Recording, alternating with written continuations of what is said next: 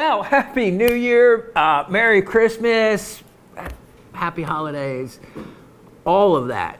I know we missed a show in between, and you know, for once, I wasn't ill, for the reason being.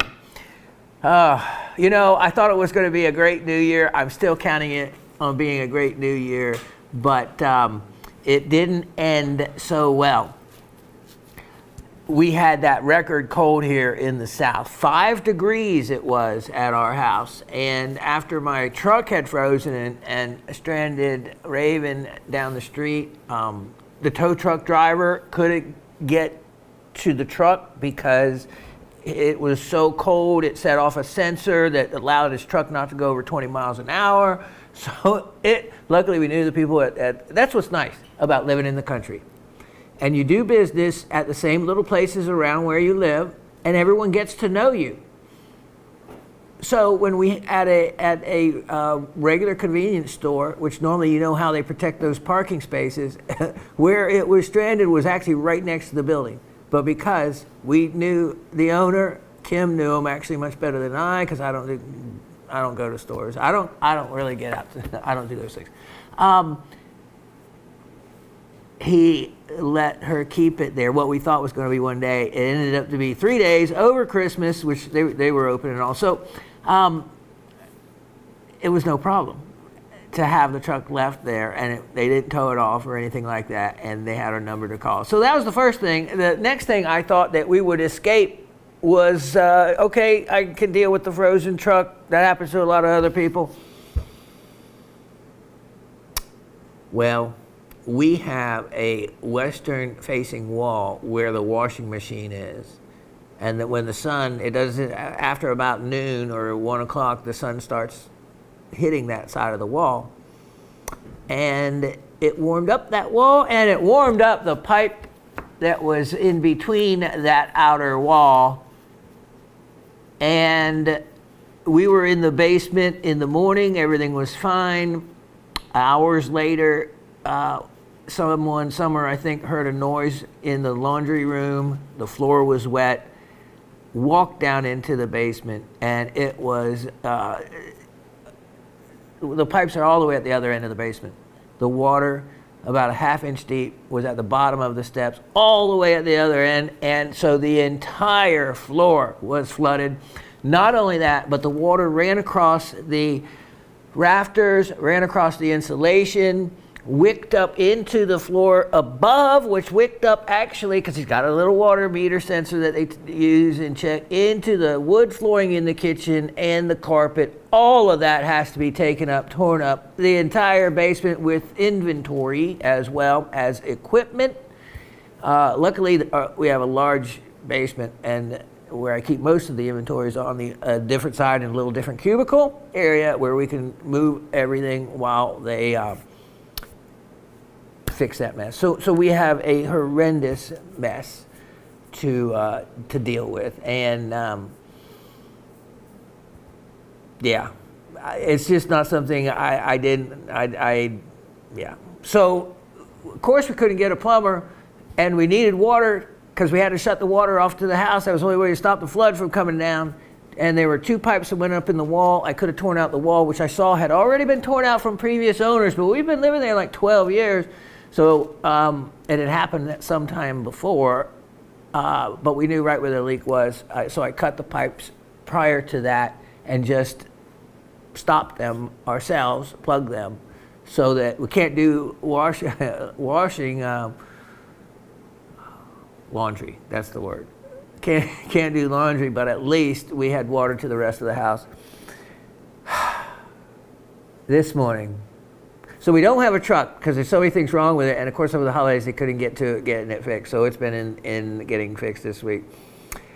So Darren, Summer's boyfriend, luckily has been bringing Raven to work back and forth here every day, bless his heart. Of course I pay him. I'd have to pay somebody, so because it's 70 miles round trip from here to where we live in the country, which is well worth it, except on rainy days and days of bad traffic and days when, no. This morning, because Raven had an early morning show to do going on right now with Sam, so she had to be here at 7 a.m. They have to be here 2 hours prior to the 9 a.m. show, so 7 a.m. So I had to be here at 7 a.m., which is, of course, hours before I normally would. So 6 o'clock in the morning this morning, Darren's in his minivan is backing up, and we don't get any further than the cul-de-sac, and we hear this horrible noise. Get out. He has a flat tire, and I mean just blown out flat. There's rubber coming off of it. We have no idea how it happened. They got home fine yesterday from the show that he had to pick her up here. So luckily he had another brother coming that works an overnight shift that would happen to be coming home from work. It was about 20 minutes out of his way to come to us, and he ended up, because it's a 2-hour round trip to come out here, and so they swapped vehicles, and Darren brought us out in the other vehicle, and we got here all right. But that's not really starting off the year well. So let me address one other thing, and I'll get it out of the way and do it while I maybe have some kind of emotional strength to be able to say it.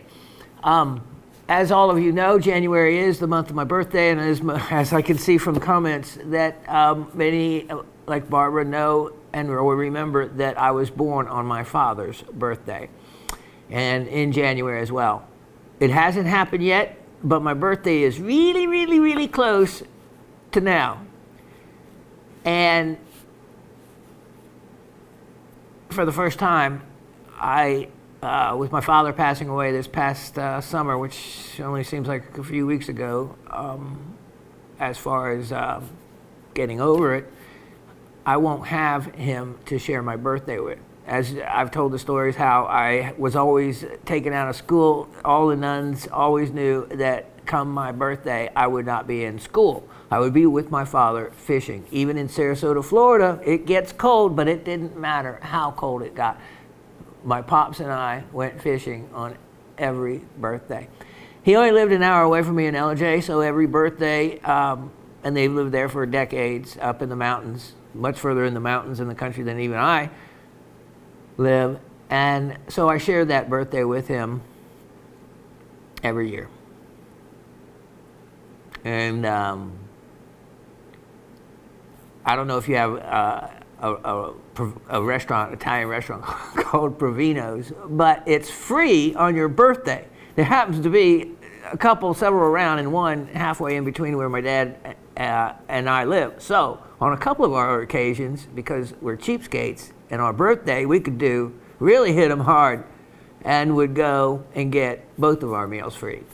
They had, of course, always look at our license to see that truly we were both born on the same day. And I have so many wonderful memories, but no more memories will be created. And that's where that's where I go off track. So, and right down in the ravine emotionally. So we won't go there anymore.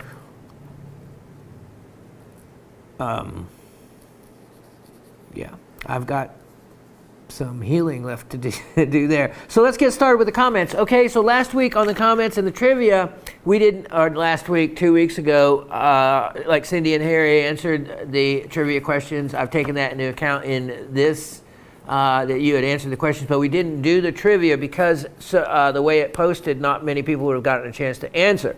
This time, everybody answered, it seems. So let's get going with those comments. We've got a lot to get through, but I have so much inventory because I had that extra time to be able to do it. And like I've told you before, when I do inventory, it's not just boom, in there. No, a lot of it takes a lot of research and time because that's what I do. I care to give you the most knowledge possible on these things. And several items I had made, so I had to do weight calculations and all kinds of other goodies. So let's get going. We have first Miss Kathleen. So check out what she said. We have someone else new that had found me, and I actually remember her from way back when. Good afternoon, Shawn. I used to love watching your shows on GSN. I am so glad that I have found you again. I enjoy watching your educational shows. And remember, in case any of you don't know what she's referring to, there is 30 episodes of how it's done. By the time you get done watching those 30 episodes, you will know everything that, most every project you would ever come across in working with a goldsmith or hometown custom goldsmith. I don't use the word jeweler when it comes to working the bench, because jewelers, people that work just behind the counter, are called jewelers. Sales clerks are called jewelers. No. If you do the bench work, I would think the proper term is metalsmith, goldsmith, that kind of thing. So if you watch those 30 episodes, I cover pretty much every project that you would come across, including advanced ones like inverted bezel setting or reverse bezel setting, hammer setting, whatever you may want to call it, technical work, mill graining, all kinds of things, So, like I said, I feel like if someone watches every episode, they should be given a diploma for graduating from that, because you will absolutely have more knowledge than 95% of other people in the jewelry business, including the sales clerks. They don't know what the goldsmith is doing at the bench. They don't know how it's done because they haven't watched the videos. They haven't taken the time to understand. Watch those videos. So, Miss Kathleen goes on, I enjoy watching your educational shows. The answer to what determines the name of a tektite, which was one of the trivia questions from weeks ago, it is named after the area of the meteorite impact. The answer to the question, name two primary apatite producing countries, Madagascar and Brazil. Those were the ones I was looking for. I would have accepted Pakistan now as well, but those are the two larger commercial producing ones. So right on, Miss Kathleen, and I'm glad you found me again, and hope that you continue every week to add a comment and play the trivia. Mr. Brad from Pennsylvania, we haven't heard from him in a while. To Asif, Latif, Dave, Raven, the Gem Shopping staff, the whole Rock family, and Shawn, season's greeting, Merry Christmas, Happy New Year, Happy Hanukkah, keep those lights burning. I've only been able to watch in bits and pieces these last few months, but wanted to send felicitations to everyone. My guesses at the trivia are as follows. Now, Brad, you know we don't guess we answer the questions. We don't guess. We are smarter than having to guess. So I'm going to change your word to my answers at the trivia are as follows. Apatites from Brazil and Madagascar, and tektites being named for the strewn field. Right on. Favorite piece in the show was the 3 emerald pendant. Hope you have some more opportunities coming on emeralds, since I don't have any nice pieces. Being a bit picky on color and clarity with emeralds costs some money. Oh well, sigh. Just wait. As fate would have it, I have a really amazing opportunity on an emerald ring today. So stand by. You suggested in the show about keeping a pouch of rocks in your pocket. I would add a rock to that pouch that is not only meaningful, but one that can act as a standard for visual color comparisons. You did show off a bunch of your various flashlights to check for color change and daylight conditions, etc. I would throw in my UV light into the mix, but it's often difficult to create sufficient darkness in an illuminated showroom to really appreciate or detect fluorescence. It doesn't look good if you keep sneaking off with specimens to check them for fluorescence. But I kind of expected that you would launch into a discourse on a topic once discussed between you and Miss Gabby and Miss Barber on metamerism. Oh, you would have to bring that word up, wouldn't you? I only bring it up since there's just enough time left in 2022 to make sure metamerism gets mentioned to keep it illuminated, is that intentional pun, in our memories for the long winter ahead. So on that note, keep the fires burning, have hope for the new year. Hope is a powerful thing, and my prayer for all the Rock family is that you all get at least 2 kinds of stars for Christmas. A stone with asterism and a star that shines for you in moments of darkness.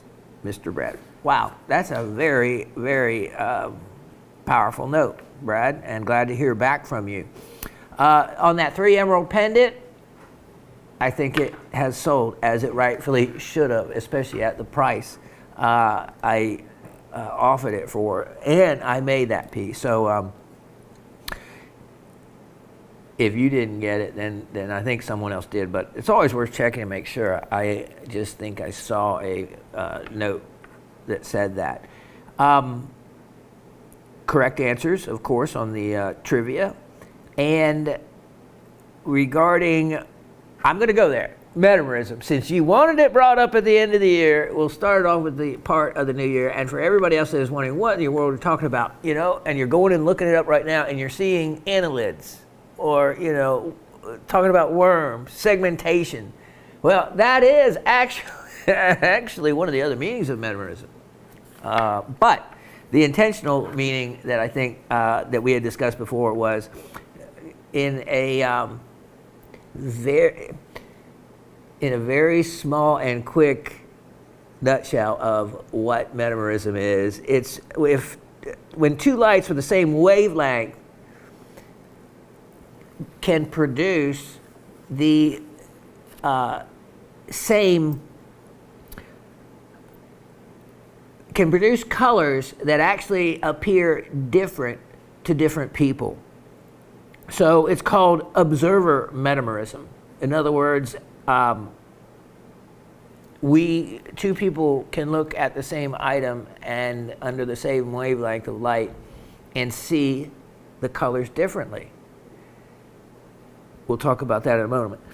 The other side to metamorism when it comes to illumination is if you have two wavelengths of light that are different from each other but are yet seen as the same color by observers. That's it in a consolidated meaning. But why that is so important is the industry, like clothing industry, it matters a lot in matching clothes. Let's say you have a dress, a navy blue dress, and you want a scarf to go with it. Well, under some lights, the scarf may look identical to that navy blue dress. But under another situation, your friend, you say, oh, look at this perfect matching scarf to the dress. And your friend says, that's not matching. That's a slightly different blue. And yet you see it as the same, underneath the same lights. That's a example of metamorism. So in different industries, metamorism can become really important. You walk from one lighting situation into another, and yet people see the color as the same when the intent is for it to look differently. So that's why certain industries where color is so important. The metamorism is a word kicked around a lot more. And to me, it applies to like seeing emeralds or other stones on that I show on the set. To me, they may look one color, and to the observer, it may be something different. That's where observer metamorism comes in. So I think I actually probably explained it better this time around, but if we talk about it enough, Brad, I research it and then lock it into my memory banks, and I'll spit out something and regurgitate it into a usable form that makes sense compared to trying to Google it and get worms. Yeah. All right, so next we have Mr. Anthony in Massachusetts. Hello all, we'd like to say welcome to Joseph to the family that rocks, and congrats on the trivia winner. Stick around, it only gets better. Trivia, getting both of the answers right on the trivia. It is wonderful to see and hear the joy exuding from you, Shawn.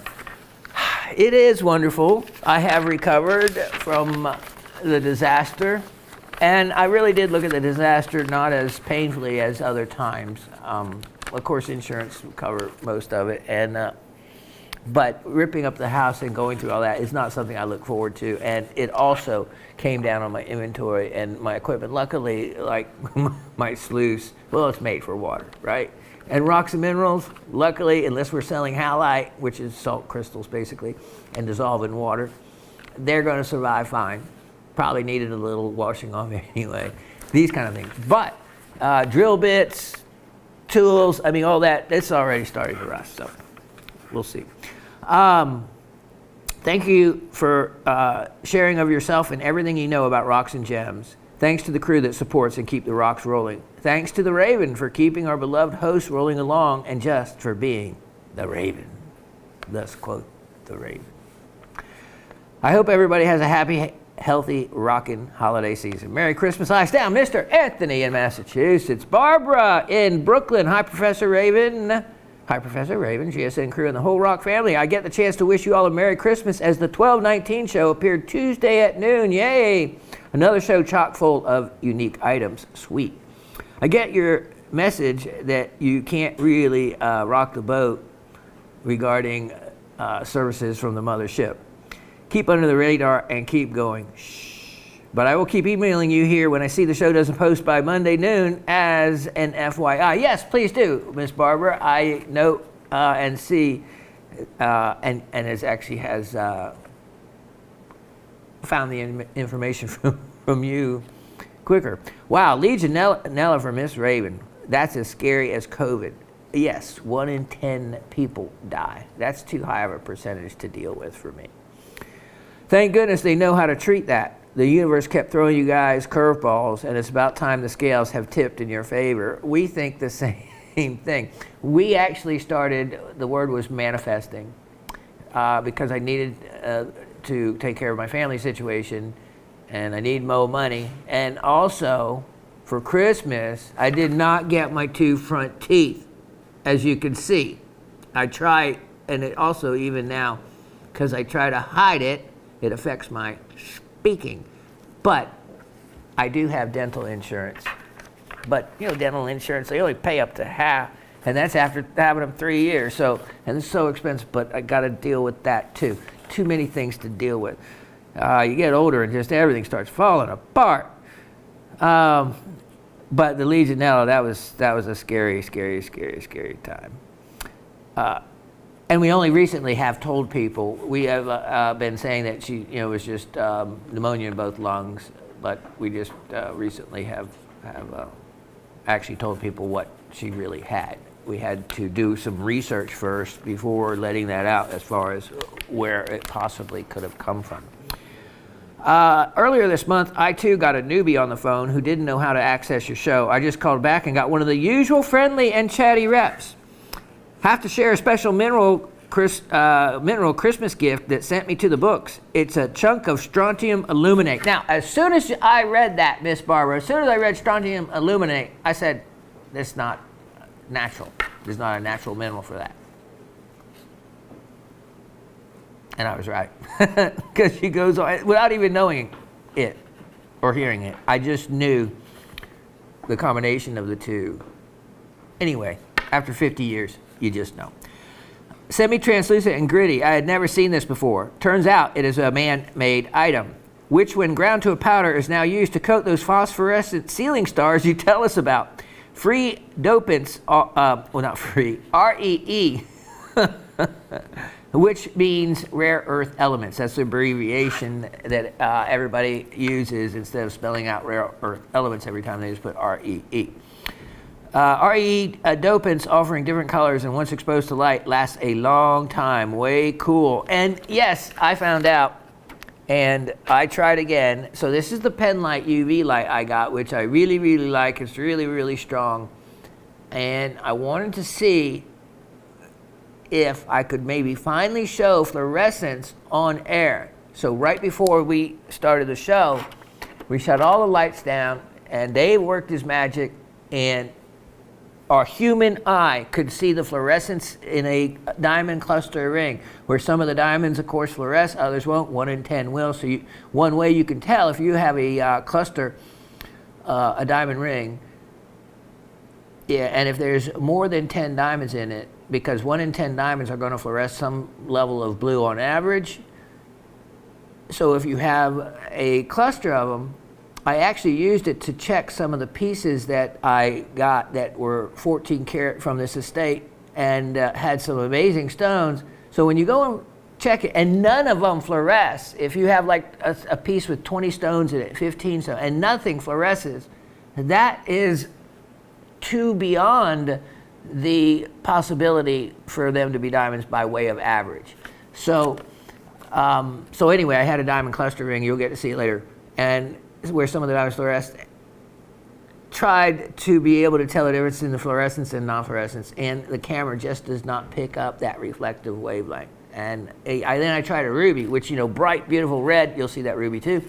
The human eye, right, looking at it, it glowed beautiful, bright red as it should under long wave fluorescence, but the camera showed it as just its normal color. So it's it's really what the camera can pick up. But I tried again. So Asif is probably tired of me trying that, but they go along with me, and it only takes moments to find out that can't do it again. So that was probably the last test I'm going to do, because if it was ever going to happen, it was going to happen underneath that powerful pen light right at the surface, because that's what it's going to take. Didn't. So it's a camera thing, because, yeah. Okay, so.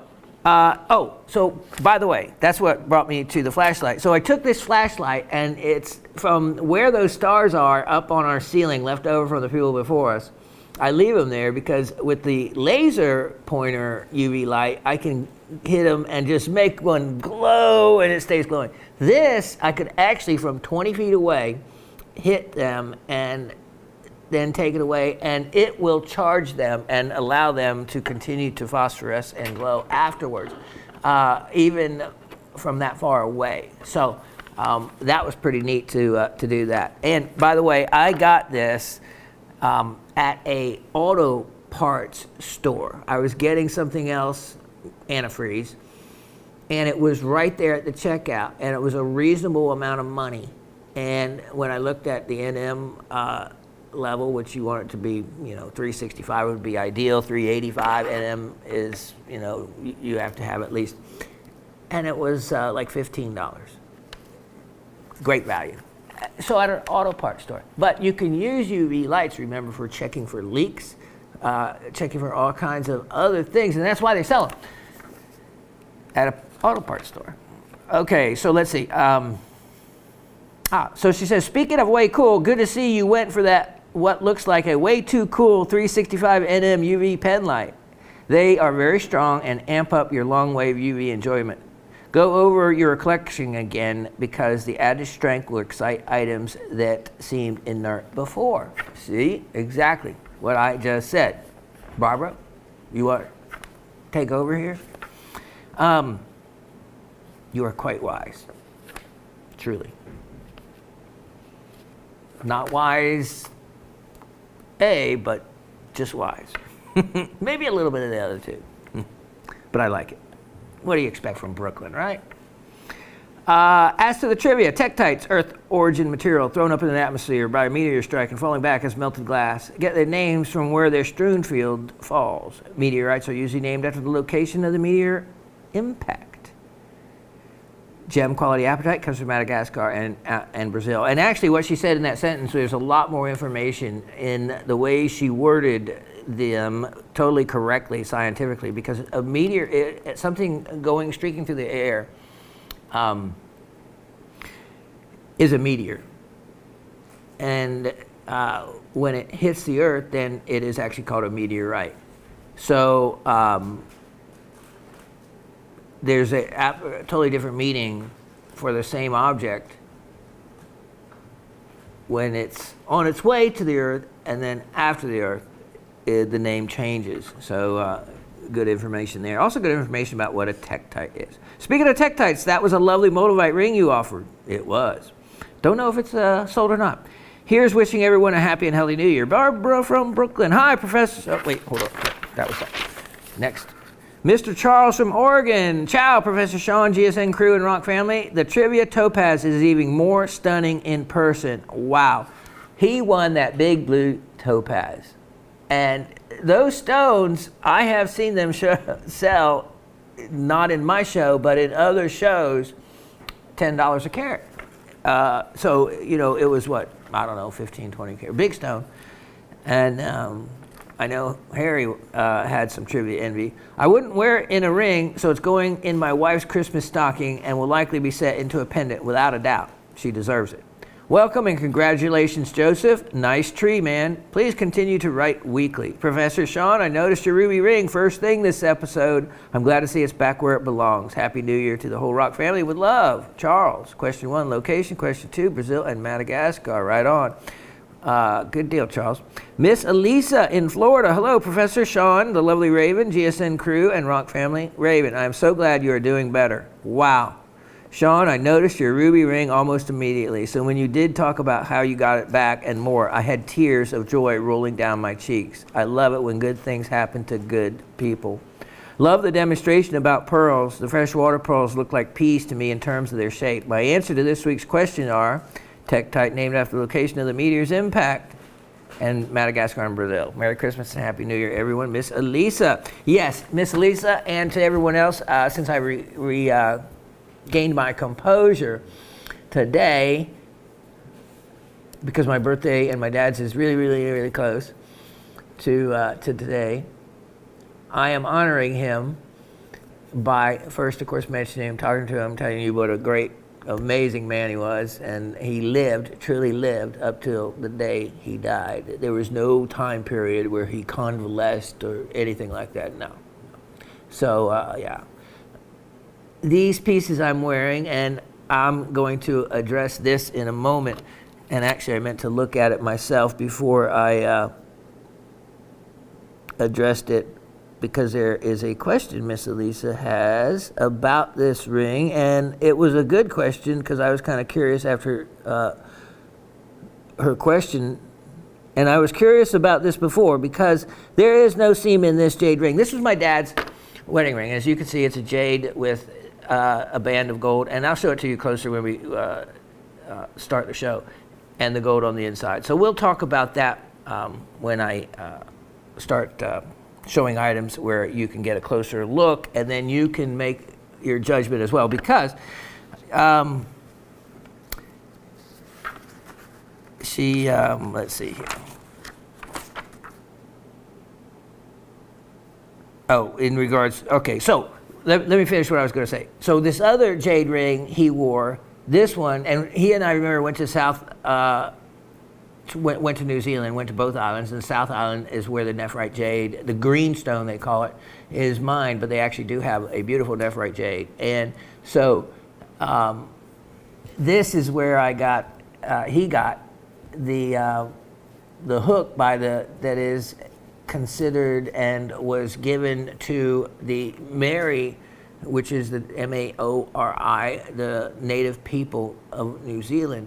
And if you got to wear one of these hook carvings, because it's an island, seafood, fish is a big food item that you would go and bring back for your family and for the rest of your tribe. And so if you were a good provider, you were allowed and would be honored by getting to wear a hook to represent the fact that you are a good provider and fisherman, and that this is just a beautiful high quality piece that we got in New Zealand. And of course my dad's wife, who he was married to almost 30 years after being married to my mom for 41. So she knew, of course, that I was associated with those items and gave these items back to me.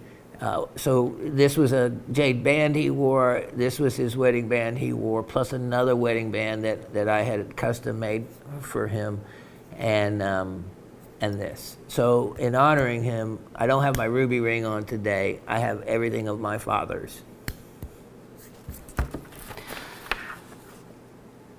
Okay, on to the next item. Miss Barbara in New York. Hi, Shawn. So happy to see your recorded greeting and advert for your online show. We in the know all enjoy. I'll have to see what that is. You might know something I don't. Now, was that a raven sighting? Yes. Listen to this, everybody. Was the Sam's angel named Kim our raven? You said she was filming something with Sam. Hope so. Enjoy your Christmas. See you Monday. Well, you didn't see me Monday, but you're seeing me now. And yes, I meant to tell everybody, because if you wanted to see her, it would have been a good opportunity. So on Christmas Day, of course, I wanted her to make an appearance in this show, but she didn't. So she has her paying job with Sam as one of her his office staff and product specialists. And so there's Nikki and Jazzy who also work with him, and so he has 3 beautiful women, and so they call themselves Sam's Angels, and he had t-shirts made up. And so the one named Kim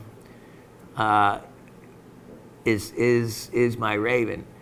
And since we're a family, I'll complete that story.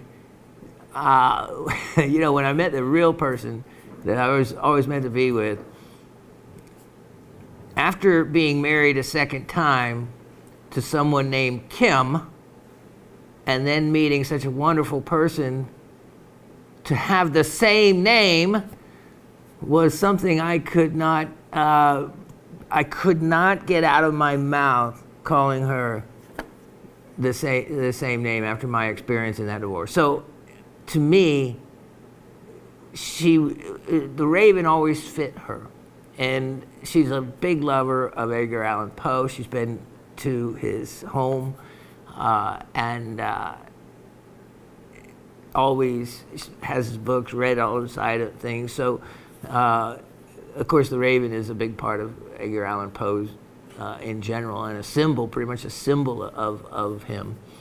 And so, yeah, so she's the raven to me, and she is Kim to many, many other people here. Most everybody is Kim, but to me and in our show, she's the raven. But her other name, I guess her given name, is Kim. So yes, that was a raven sighting, and good job in spotting her. Harry in Massachusetts, my brother and sister too. You guys want a Sasquatch story? An encounter? Trust me in saying this. I have done enough research gathering on this one issue, along with my sources and all the evidence. These beings absolutely see in infrared spectrum. There's every possibility that they do. Other animals do. And so listen to this. So get rid of the trail cameras. There never will be one caught on a trail camera. Get this. Over in Afghanistan, there were some American combatants on patrols at night. Well, they have an overlooking eye in the sky that scans all the area around their nighttime activities, mounted in the belly of one or more different surveillance planes that watch over them by the use of infrared. So this said, one evening of their maneuvers, the sensors were going off and scanning the area. The plane reported a large heat signature as what was thought to be a group of enemy soldiers. Well, this plane, I guess, zoomed the area in closer or whatever to get the best evidence, and lo and behold, as soon as this plane got a strong signal, the pilot from over a mile away saw it stop in its tracks and turn and look straight at the sensor all that distance away. I am telling you the truth. They see it, laugh at the stupid humans, and go away from it. Word of truth. And I would love to have you guys get an encounter. Well, there you go. Harry from Massachusetts, he says, not Pennsylvania. And I apologize for that, Harry. We have so many people from Pennsylvania that I got you confused. So I made a big note there. And yeah. And I know that you answered the answers correctly from your previous note as well. So I used to, and Cindy got your names in the hat for that. So he was bringing that up because we had talked about that I am a believer in Sasquatch only because I want to believe that there's something man has not found and that it still stays hidden from us, or I love the thought of legends. So anyway, the other thing is regarding the infrared, and what he talked about is exactly right. My son actually has I guess in the military you call it a certificate of accomplishment or something. He has over 300 hours as the intelligence officer on a Black Hawk helicopter. Every night when they would go up, he was flanked by 2 Cobra attack helicopters. They later, the number 1 helicopter ace is one of his best friends now, and so these kids, 23, 24, 25, have all this experience, in this ultra expensive helicopters, and they're flying. So they did nightly seek and, I'll just use the word seek and destroy missions. And yes, at night, it's all goggles on, it's all infrared, and it works really, really wonderful.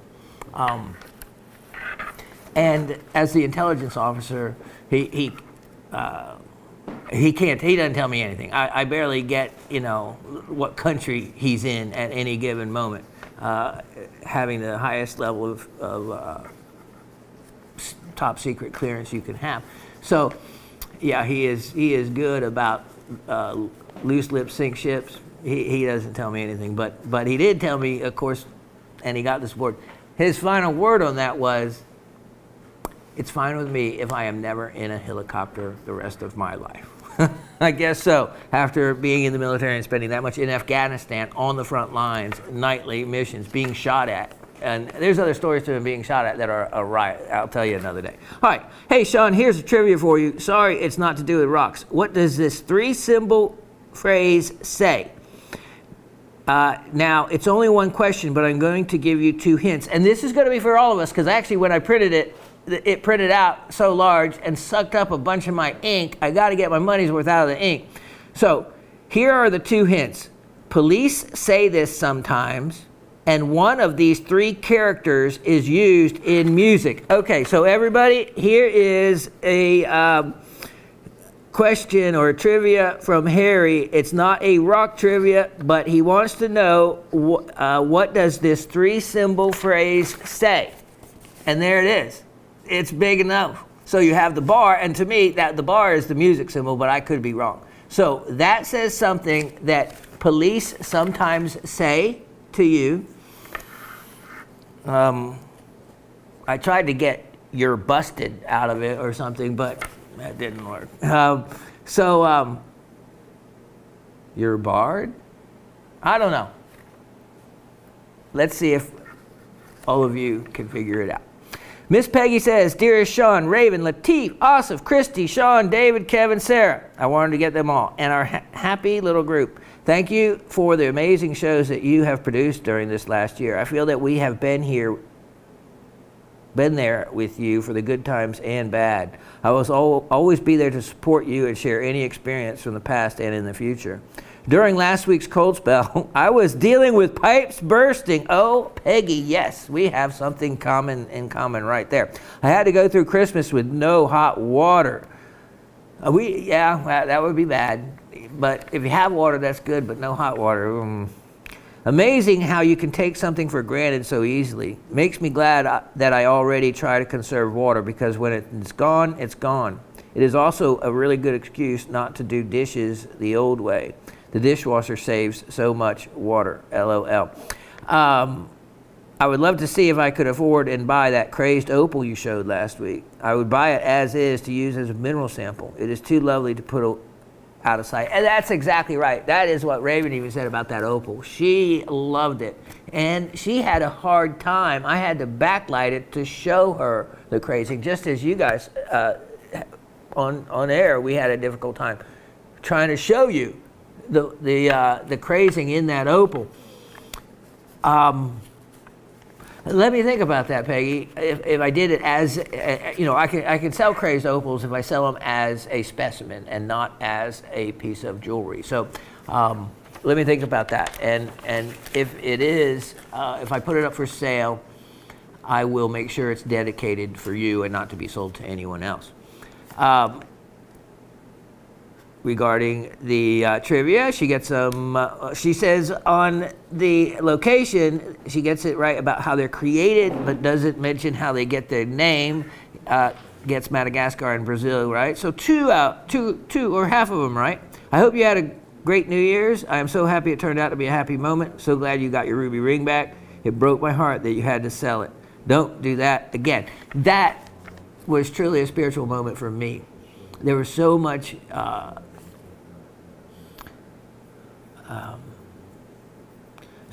of my emotions and energy, and so much of my spirit was in that ring when I created it. And the person that I made it for actually passed away, and his partner, it was agreed that I would have first right to purchase it. Well, I didn't really have the money, but the Raven made payments back to my business partner who covered the money on it until she could pay him back. So it's kind of like behind my back secretly, and she did. She secretly bought it back for me. And then for her to have to sell that, for us to have to sell that, it was a big one, a difficulty. She had to leave the set. It sold in Sam's show. And when it sold, she had to leave the set and go down to the office to do what I'm about to do. So for it to come back to us the way it did, and still for us to cover the need for why we sold it to start with, was a higher moment. Yeah, and it won't leave our possession again. We already talked about that. So, and also though, because of the price point and the value of it, there was appraisal done on it. So now I have an appraisal on it, and it is considerably, of course, way more because the value is there. So that was interesting to see an independent appraisal done on it for value. It's an expensive ring, and I was offering it very inexpensively. Miss Barbara, again, hi Professor Raven, GSN crew, and the whole Rock family. As you said, watch this space if the show, and the show shows up. That's what I had said. If the show doesn't show up, watch the space, because it can pop up, or information about whether it's going to post or not. Just before the 11 p.m. news on Tuesday, the bing on my phone meant something popped in, and it was the YouTube with the 1226 show. Yippee! I was so happy I ditched the news and watched the whole show straight through. I love the iolite and rhodolite ring. Good choice. We'll check my account after both federal and state estimated taxes get vacuumed out tomorrow to see if I can swing that right now. You're going to have a lot of accumulated comments to read, so I'll keep this short. Close the door in 2022 and step into the new year with fresh optimism. Hope everyone had a great start to the new year. Miss Barbara from Brooklyn. And you're not alone in that, loving that iolite rhodolite ring. I'll read on. Mr. Anthony in Massachusetts. Hello, all. Amazing estate jewelry also, as you pointed out, your dad's jade and gold ring, of which I have a question about. Oh, it was Anthony. I knew someone had a question about the ring, but I know Elisa would probably be wondering as well. As she makes jewelry also. Does the rim or outer edges of the ring round up or bevel? It's hard to tell. If it does, can you share how it was done? Also, I have a question about GemCert. AGGL out of Myanmar. I know you may not want to or are able to blurt out any info, but maybe a wink and a nod one way or the other. I scored the parcel of blue sapphire. After a meteor strike, the material is blown in the atmosphere. It's known as tektites. Tektites is named after the areas of impact. Madagascar and Brazil or Pakistan are beautiful pink. Not sure about blue. Trying to keep it short. Eyes down. Mr. Anthony, I will show that ring close up. And in regards to the cert company. Okay, so anything out of Myanmar, which is Burma, there is no guaranteeing of what equipment they use, if they have the equipment. There's been another one out of Thailand that claimed they had all this equipment and didn't. Then there's another that claimed they had all this equipment and it was personally observed by somebody that had gone to Thailand that I know. And so yes, that's an acceptable company. Pretty much what I found to go by is the price. If the price is too cheap, then you're getting what you pay for. Even in the countries, that equipment doesn't cost any less. It may even cost a lot more in a foreign country than it does here. So there's a base cost to setting up a lab to properly investigate gems and jewelry and to appraise it or to evaluate it. Quite a bit of money to have the right equipment. And you can't do certs for $5 and $6 even in baht or whatever money Burma uses and come out. So I don't know much about that one by way of the initials. There are lots. I say lots. If there's 5 or 6 that in the gem trade, that's lots. Discounting the big names, Swiss Lab, GIA, EGL, not even counting those. But the other labs that are found between Burma and Thailand, there is several. I do not know about that one. But what worries me is the origin, Burma. That's anything coming out is questionable. And if the price is too cheap, that's another thing to look at, because they're just trying to undercut somebody else that has the right equipment and has to price it accordingly. So that's just my thought on it. Harry in Massachusetts, hey, merriest of Christmas to you and yours. Boy, I am fighting such a crummy feeling from dehydration and overtired, but it just happens that I tried turning on the TV for a nice show to occupy my time and start feeling better, and lo and behold, right as rain, the best fit is on. My show. The next episode, 1226, and my spirit is lifting, seeing all those bar-cut garnets that could go along with my Spessartine cabs. My sister, Jan, baby, will love what I am putting together for her. That aqua took a couple of wallops on those corners, the one I showed the other week, and one of mine is chipped on a corner as well. Isn't it nice to be able to confidently recut the girdle and pavilion facets? I love our trade. Feeling much better now. I'm going to go jump in a waterfall. Oh, Harry, you're a mess. Wow, you are really talented and should be working a serious bench spot with a world-famous name, Shawn. Truly, I am so impressed. I'm also, as stated before, so happy you got that ring back where it belongs. Love, Harry. Love you too, Harry. And yes, you can see the emotions behind me regarding that ring. It means a lot to me. Cindy in Pennsylvania. Happy New Year, family. Shawn, I literally would have purchased every item of this week's show. All $14,086 worth. Wow, you added it all up. The lady you did all the work for had some good taste. Yes, wait till you see. Ruby is back where she belongs, like Dorothy's ruby slippers. Never take her off your finger. Nope, I won't. Till next week, everyone be safe. Cindy in South Central Pennsylvania. Her love of the show is the Madagascar Iolite and Rhodolite ring. Yeah, a lot of people like that.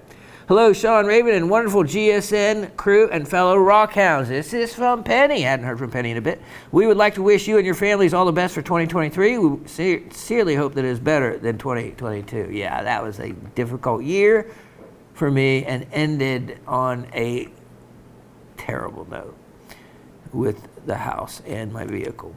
I kept looking for the podcast until late Tuesday. It hadn't come on yet. And fortunately, I checked again late Wednesday. See, isn't it more fun to just now know when it pops up and all of a sudden you get a surprise? Look at Harry. He was down and bummed and needing something. And, you know, if it was already at a scheduled time, he wouldn't have gotten that surprise lift.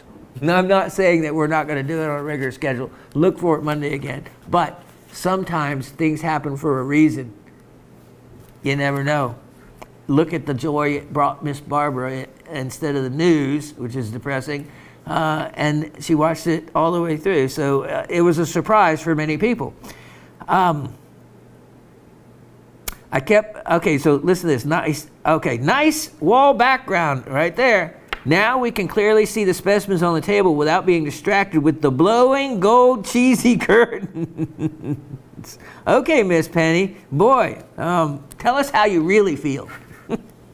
Since the schools are closed, I am off for 2 weeks and can watch 2 podcasts on time. During the school year, it's difficult to listen to the show in its entirety on time, but I eventually do finish the whole show. The trivia answers are the location tektite is found, determines its name in 2 primary countries for gem quality apatite are Brazil and Madagascar. Mahalis got accepted to the high school of his choice. When she said that, I thought, what? How did he get on us? But she said the school system is quite different in Quebec. Remember, she's in Canada. Grades, kindergarten to 6 are elementary, and grades 7 to 11 are high school. I still can't believe, though, he's going to be in 7th grade. With a gap of 2 to 3 years following that, then university. Since we got the letter so close to Christmas, I finally gave him the banded agate and agatized coral knife I had bought for him earlier this year. Needless to say, I am extremely proud of him, and he surprised me by saying that the knife was his most favorite Christmas item he received. And that's cool. That's cool. That's it for now. Once again, we wish everybody all the best for 2023. Miss Penny and Mahalis. Then she requests for me not to read the next part, but all she was doing was looking for a request, which I have your chrysoprase. It is the item you talked about. I'm going to show it again today so that it's in the memo, and I will make a note that it is only sold to you. I'll show that, and I'll also show you something else about it. But anyway, and then I'll check out and look for a trilobite in the price range and see if there's any ametrine I can come up with for you. So I think that answered that. All right, Mr. Harry says, I just thought I would, so he sent a couple pictures of some beautiful citrines that he had cut. And then he sent one with a citrine with smoky zoning. And he was wondering if it was another crystal. It was definitely a phantom formation. So I looked at it. And so it wasn't a 90 degree, and it's actually a obtuse angle, what they call a chevron. So if you take it's based on the crystal system, a hexagon. So the hexagon, if you take a 6-sided piece, they're called the chevron formation, just same thing as a sergeant's formation on his shoulder, same thing as the gas station name, and their corporate symbol is what looks like a V shape. But yes, that does say that it is a piece with color zoning of smoky quartz, and it would have grown that way at that time, and then other quartz came in later in a different color and grew around it. But nice cutting, Harry. Well done. Keep it up. Okay, so I think that covers it for now. And our winner, the magic worked again. It may not be the quality that Mr. is looking for, but nevertheless, it was something that he said he was interested in. And Mr. Brad is our winner. Let's show him what he gets this week. Look at this, emeralds. He said he wanted, now they're not the quality, but at least they're emeralds. So this week, look at these.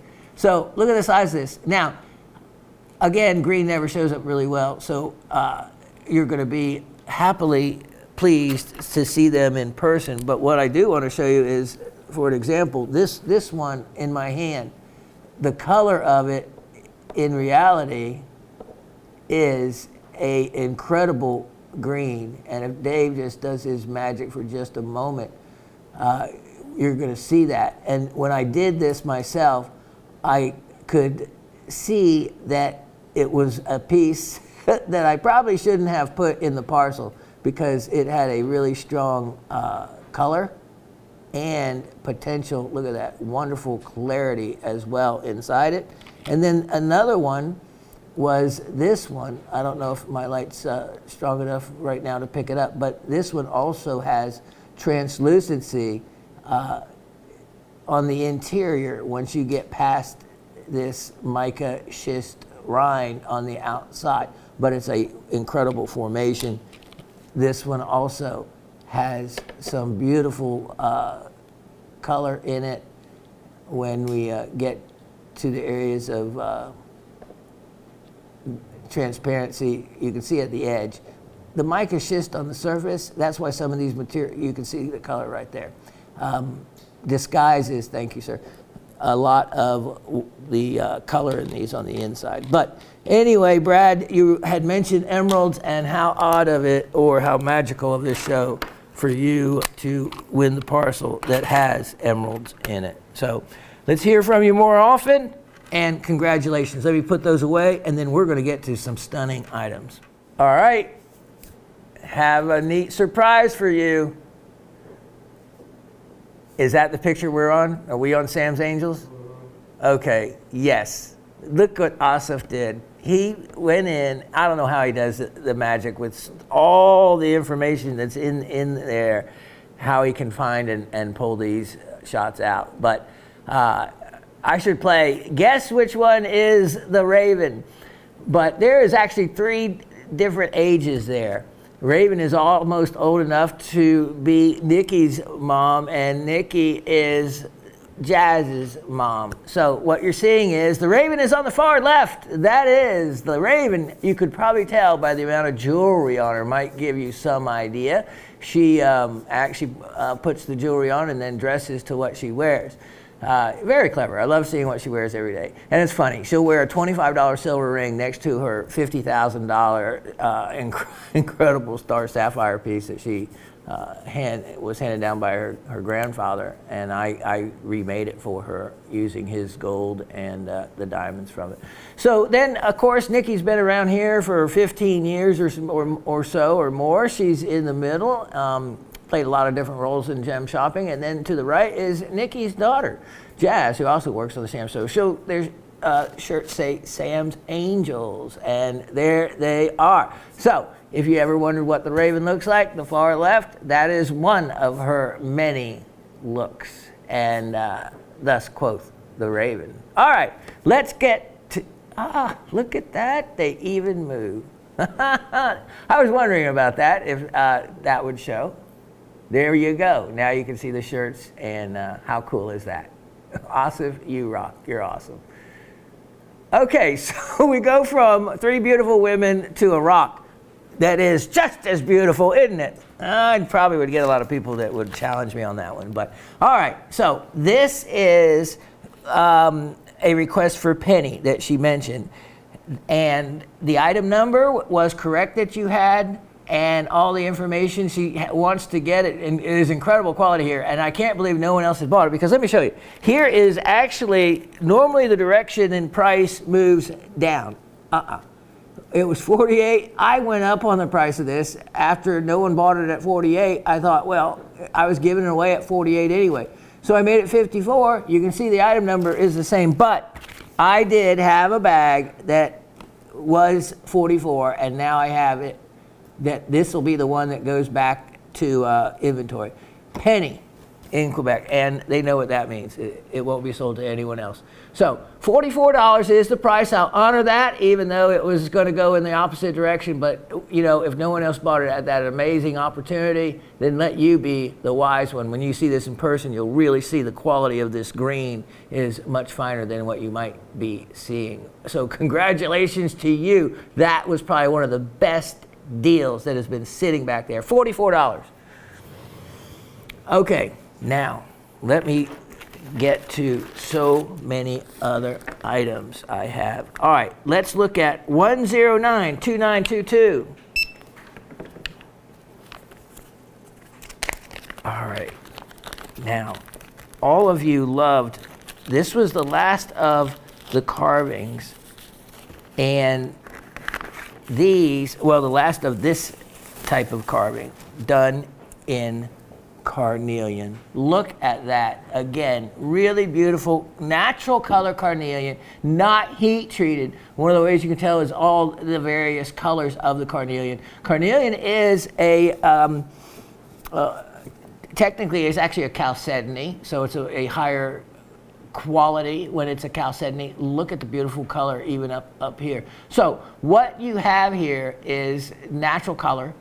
And remember, everything that's carved has a meaning. So these are apples. These are apples. So let me tell you, this is only $36 if you want to race to the phone right now. And it can be worn as a pendant. Look at where the tag is. So that's a really great area to run a chain through, and it would actually hang properly. Now, the word for apple in Chinese is going to be like the bat word and the word for money. It's called a homophone. In other words, a word that sounds the same but has two different meanings. So the name for the apple sounds the same as the word for peace or tranquility. So apple in Chinese culture is pinggao. I don't know if I'm exactly pronouncing that correctly, even though I'm a fourth Chinese, which is a homophone for the word peace or tranquility. So an apple symbolizes the wish for peace. And that's where you get that. Now I'm looking at this, hold on. I want to make sure I have the right carving to go with the right piece, because I am looking at 2922, 109, 2922. We have carnelian agate, because I have on there chili pepper tassel. So let me show you that and we'll get this figured out, because this was what I was going to show next.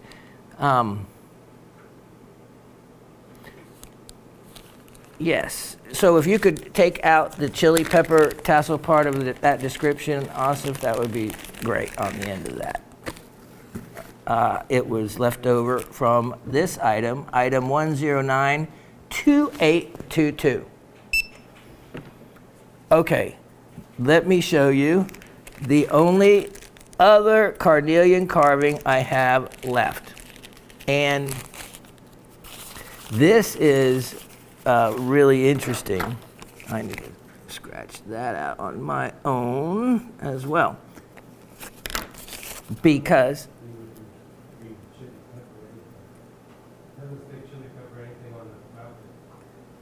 yeah, I must have For us on TV, it says natural color Brazilian carnelian, agate polished carved. That's what it says on TV. okay.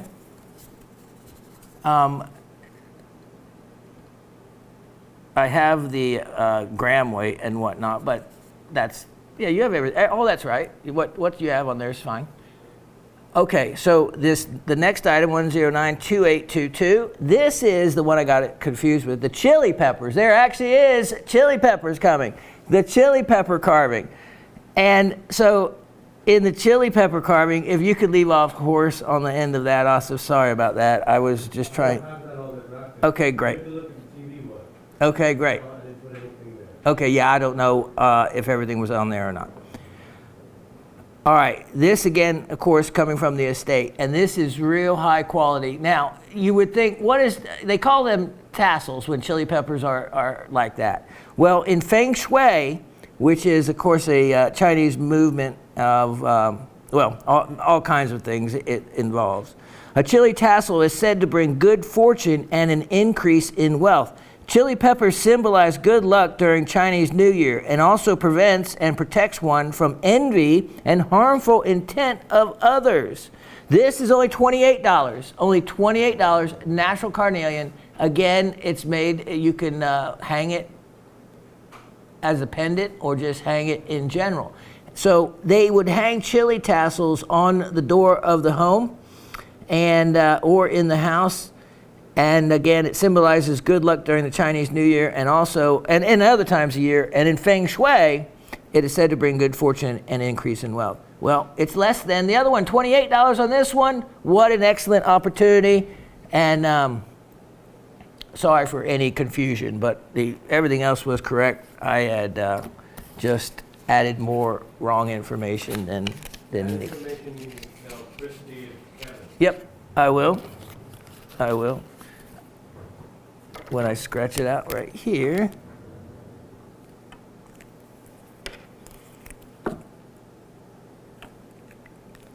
They'll know what to do. All right, so take advantage of those, as I know you most likely will, because I think you sold out and got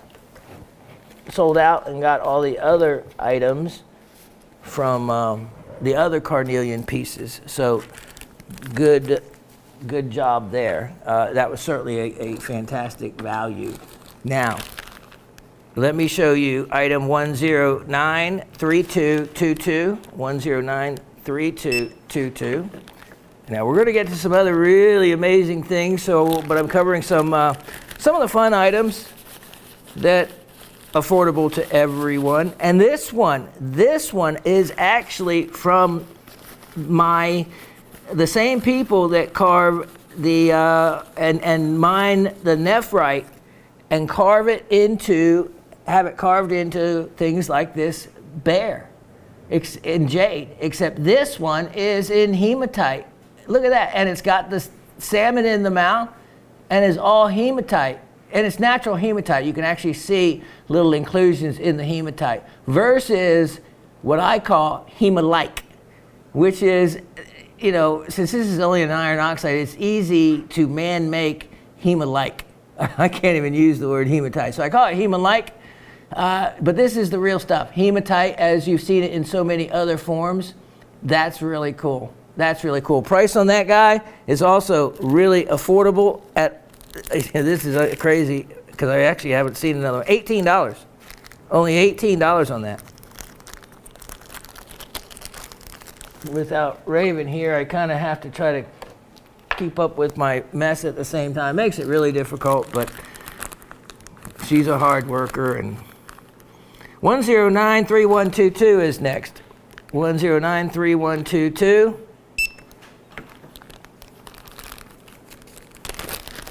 Check this out. Here is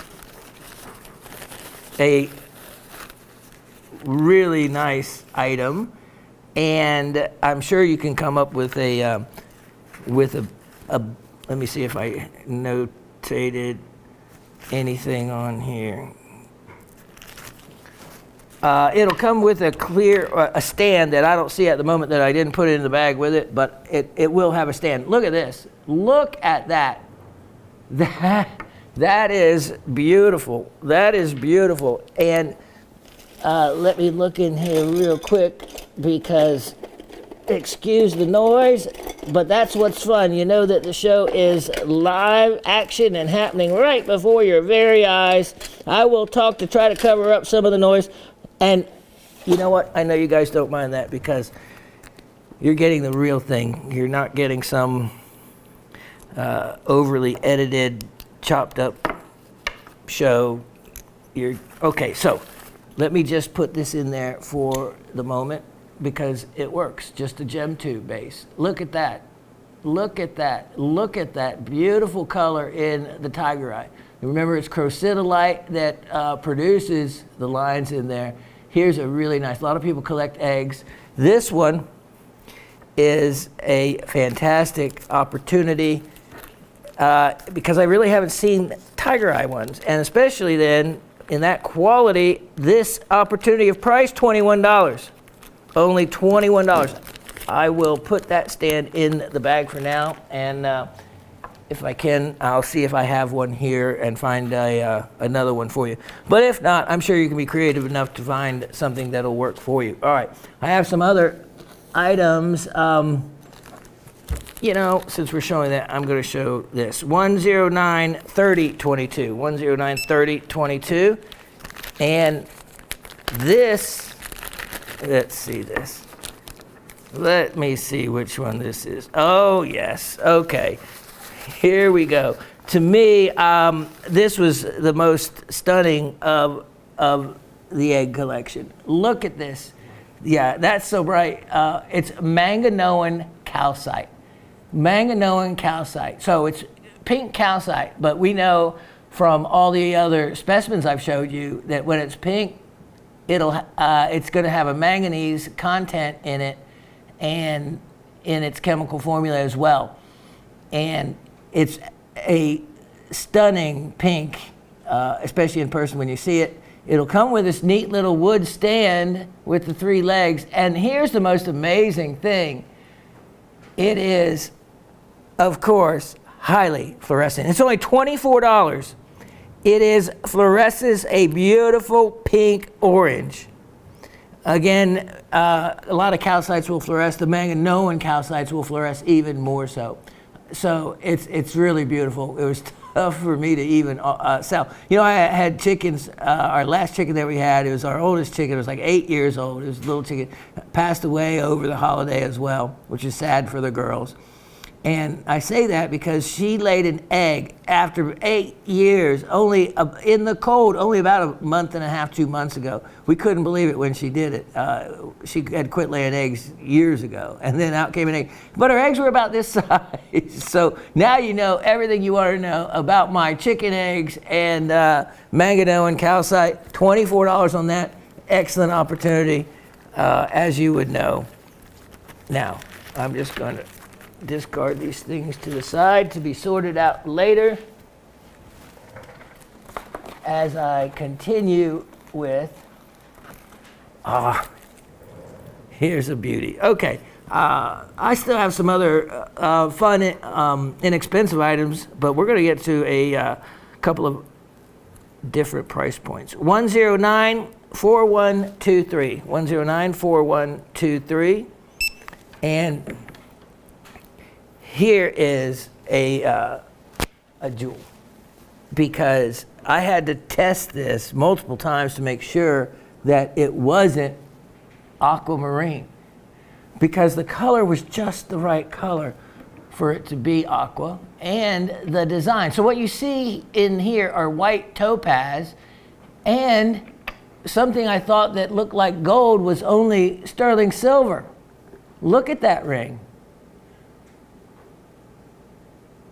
Look at the side, look at how well it's actually made, and with the way they set the stones, I was quite impressed with the little piece. And then you're gonna love the price. And this is why you love the show. $28, I kid you not. $28. Harry saying, Shawn, I couldn't cut the one stone for that. No, you wouldn't be able to, not American labor. So with that, what a look. For $28, yeah, don't you know, that is a value. Let's look at, this next piece. A little step up, but as far as value goes, a fraction of what it would be in another environment. Item number 1093923, 1093923, and this, wait till you see this. Now, remember, yes, I have to use the word Russian, but in this case, it's no longer available. All this material, any of items out of... This is Colombian emerald. Is this Russian dioxide? Yes. Did I give you the wrong number?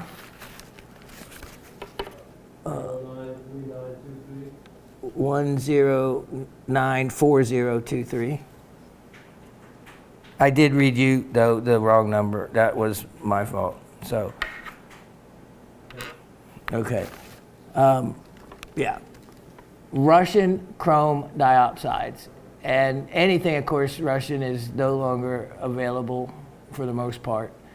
And that's okay, but items in the market already. Look at this, look at the side of this ring. This is why I thought about first pulling it off, then I looked at the ring, it's like, oh my gosh, this is gorgeous. Look at the diamond set on this, 44 stones total. Look at all the work. 14 karat gold, quarter carat of diamonds. Look at how nicely set those stones are, and well cut, beautiful. I love chrome diopside. I love the material. Look at how bright and lively the piece is. Really, really everything about it is beautiful, and the price as well. Only $448. $448 on that. Wow.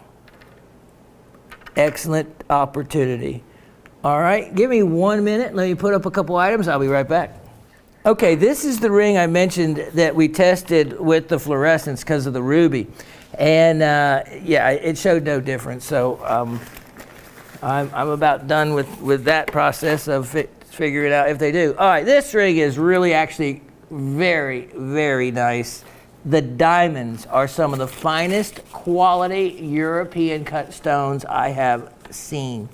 And if we look at that closer, or as close as we can, these are European cut stones on the side, and a beautiful match. Now, European cut means they're going to have a smaller table. They're going to have an open culet, in other words, a flat spot when you look straight down through the stone. They're now recutting new rose cuts. They're cutting new European cuts because people want them. They're desirable. They have a beautiful reflection, and the quality on these are stunning. A lot of times, the older diamonds weren't so great. These are. The ruby is a beautiful, beautiful, strong red. If you're seeing pink, it's a wonderful red ruby, and from that time period and the age of it, it's, you know, most likely that it's from Burma, but we don't know. It's certainly not from Madagascar, because those rubies were found later. Not from Mozambique, because those were found much later. The age of this ring being European cut, you could put in the 20s or 30s. It's going to be somewhere in that range, because into the 40s you get the transitional cuts, and in the 50s you get the round brilliant cut came out. So this ring I can actually show you on my hand. It's a men's or ladies ring. This ring was actually she wore, but you can see it makes for a fantastic man's ring, large diamonds, and a very classic design that will not go out of style. Price on it is also what's going to be amazing, especially when you consider the quality of the side diamonds. $888. $888, an auspicious number, which means a lucky number, and price. So if you're looking for anything like that by way of value, it is certainly the one to get. Now, item number 1095123. And in this show, you're not going to know what comes next. I have such a mixed variety, but it sounds like you enjoyed the other estate shows with the new items. So believe me, this is going to go on a while. You're going to love it. If you love the last couple shows, you certainly have been making some wise purchases from them. And this will be another one, because as it's priced, you can't go wrong. Look at this. Look at this. Now, prehnite and blue topaz. Prehnite and blue topaz. And we've talked about prehnite. This is a really fine quality one. I've shown you prehnite, you know, that's from Connecticut, New Jersey. This most likely is probably Mali. I've shown you Mali specimens of prehnite, named after Colonel von Prem, who was the governor of South Africa at the time that prehnite was discovered. So prehnite is always kind of a hazy color, like rose quartz is. Like rose quartz, it's never perfectly transparent. this is by way of prehnite and quality, really a great stone, large stone, all sterling silver, a big bale. Price on this, $48. $48. You would pay more than that just for the prehnite, and really nice silver work as well. So only $48 on that guy. Now, this next one, 1092622, 1092622, and again, mixing up the show. Here is a incredible stone, and you know, these being estate, I can't, but a lot of it originally, a lot of pieces I sold, but a lot of information has gotten lost. But so some pieces I just broke down and took the stone out of and scrapped the ring if it wasn't something that, because she had a lot of like sterling silver or even pieces that, you know, we can't sell here, like gold electroplate. But they might have had a beautiful stone in the middle kind of thing. Look at this. Look at this. This is a peridot. Now, I'm selling this as is. I'm not sure why I actually put that. Maybe there's a little nick on it or something. But look at this. Look at the quality of this peridot. For a cutter, it would be a wonderful stone if you wanted to clean it up. I guess because of the little bit of, well, I don't know. It looks fine to me. So who knows in my state of doing this, and I thought maybe a little nick on the, maybe there's that little nick on the back side. I'm looking right there. That's probably why I put the as is. Big deal, right? It is no big deal to me. Okay, but it allows you to get something wonderful for less money. $28. $28 on that. And again, you can see that it is exactly a 10 by 8. So it's a special price as shown, obviously, because a peridot like that, to get it for less than $10 a carat, that's not something that you would normally expect to find priced that inexpensively. So take advantage of that one. Okay, now, while I'm trying to make enough room so I can even move here, let's go to, oh, here we go. Item 1094723. Now, some of these I don't think I need to take out because, okay.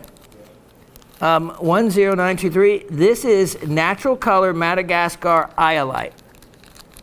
And it is a total weight of 6.59 carats. And the stones are 6 by 4 millimeter. So they're calibrated. These came actually out of a bracelet. So they were all well matched. And look at that well matched color. And of course, iolite, that was in our trivia a couple weeks ago as far as all the other names. This is has 19 stones and an average of 34 points each. Beautiful natural color faceted gem parcel. Look at that. Look at that. So remember, as you turn iolite, it will go a clearish tan color. That's one of the things it's known for. It's very dichroic, so dichroite is one of its other names for that reason. And that's why you'll get different colors depending on how you turn it. Price on this parcel. And wow, I didn't realize, I've been out of touch with the value of iolite these days. This kind of iolite, even at the place that I check that sells stones real inexpensively, iolite was selling for $40 a carat like this, which would make the parcel over $240. Even at $30 a carat, that would make the parcel close to $200. Opportunity on this, $88, only $88. And Wow. So, that's less than $15 a carat. For iolite that clean, I really realized, I didn't realize just how expensive iolite had gotten. So something that clean, the $88 opportunity on the entire parcel is something that if you want, you need to get, even if it takes you years to use them for different projects or just to put up in a display case, because that's how I have a lot of mine. They're just never going to do anything with. I just loved having them in the gem tubes and having them to look at and enjoy in that respect. And if it had a project that came along and needed it, well, then I had them to use. Next item, 1093723.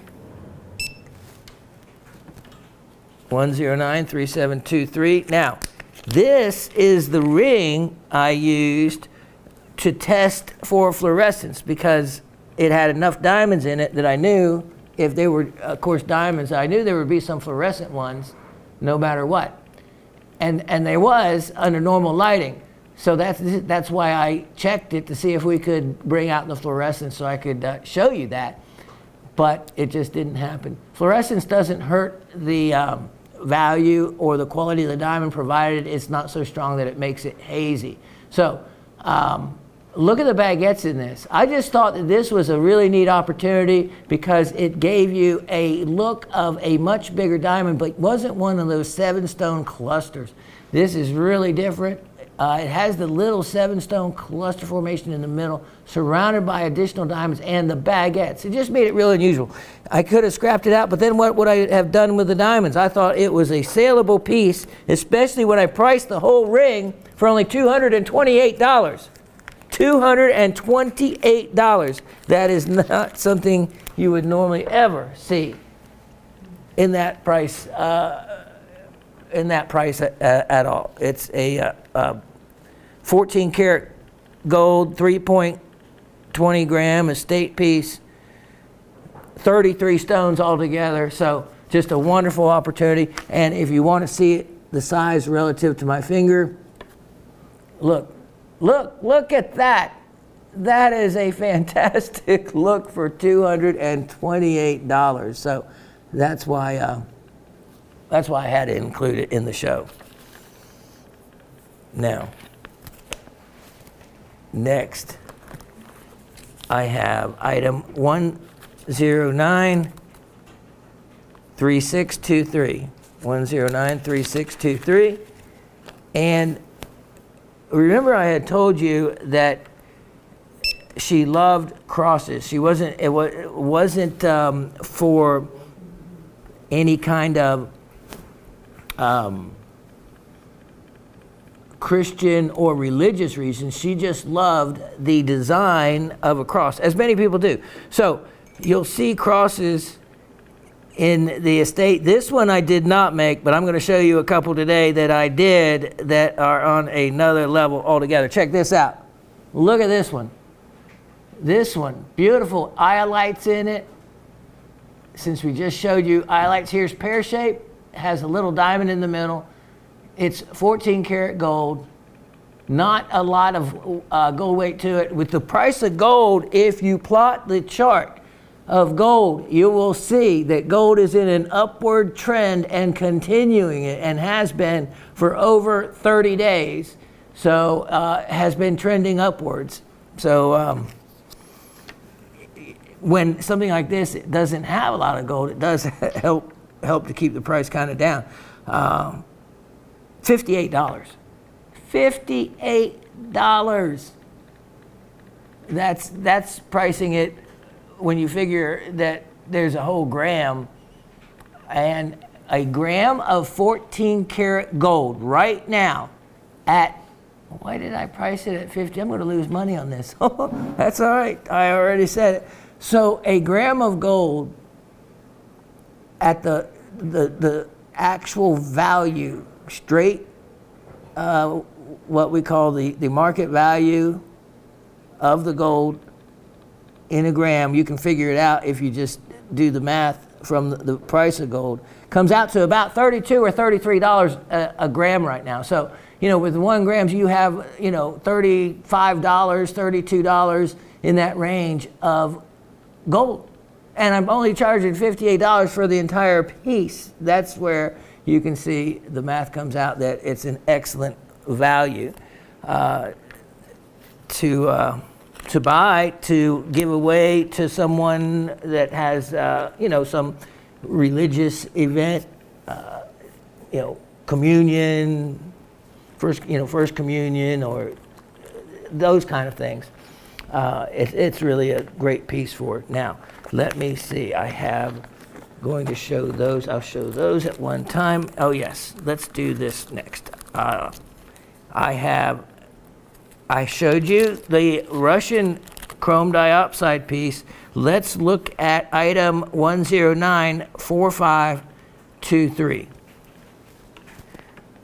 1094523, and this is, again, if you're talking chrome dioxide, it's pretty much going to always be Russian. Look at this. Now this is sterling silver. You have pear shapes in this piece. The other nice thing is she had a larger finger size. So these finger sizes on most all these things, you can see like this is size 10. A lot of her items were 10, 10 and a quarter in that range. So it makes it easy to size it down a size or two if you need it. You know, I can size these rings if you need anything sized, remember. So I also do the high-end sizing for a lot of the other vendors here. So yeah, well, you know, I can walk the talk when it comes to goldsmithing. All right, so this entire ring and a carat total weight, diopside's heavy. These stones would make those stones average 20 points. I'm sure they average more than that, but I was just being conservative. It's probably 1.5 carats, could be 2 carats of chrome dioxide in there. Price on this, it makes it so, I made it so cheap that it doesn't really matter, $28. $28 for the entire ring. That's value. That is value. All right, let me tuck that one away and I'll be right back. Wow. Okay, so this is one that I made, and there was a period of time that I was real prolific at the bench and doing a lot of work at the bench, and nowadays, you know, for different reasons, my back and whatnot, I could never produce the work I did when I was doing these kind of items for her. And so this is what I made. Beautiful, beautiful amethyst. Look at how large this piece is. She wanted this piece extended, so I put this extension on the end because she wanted the proper dimensions of length versus width. And look at that. So this could be removed if you wanted that look, but it looks actually, I think, a little better because you have the gold here with the bail up there, so it kind of goes with it. You can see how I made the bail with the pin. It allows it a lot of movement and flexibility, and it's a clever way to do it. If any of you goldsmiths are looking at that for that way, here is the heads. Now these heads, she only had this many, and you can see by the style of the heads that I actually took them off something else. I don't know what, but I took them off something else, and I created the metal background for these to be soldered onto. I made and created this piece. Here is the signature that, so here it is, S, the year I made it, between my initials, S98S. Now I could do, and there's the 14 karat, I could do an entire show on how to identify and spot hallmarks, and how to spot and identify counterfeit pieces, especially like the big names. So early on, I realized that if I was going to be marking my work, that it had to be a consistent look. And here's the important thing about hallmarks and names, and like Tiffany and Company. Their value in the name of their company is so important in that hallmark. If when they stamp it, if the stamp does not come out perfect, they just throw the piece away and start over. It's one of the first things they do. They stamp the piece, then they create the work around it. They don't stamp it at the end, because if that stamp doesn't come out, the stamp and the meaning of their company is everything to the value of the piece. If there was like my name on the same exact piece, it'd only be worth, well, much less than a piece with the product. So their hallmark is always complete and perfect. That's just a little one hint as to how to identify work that is counterfeit.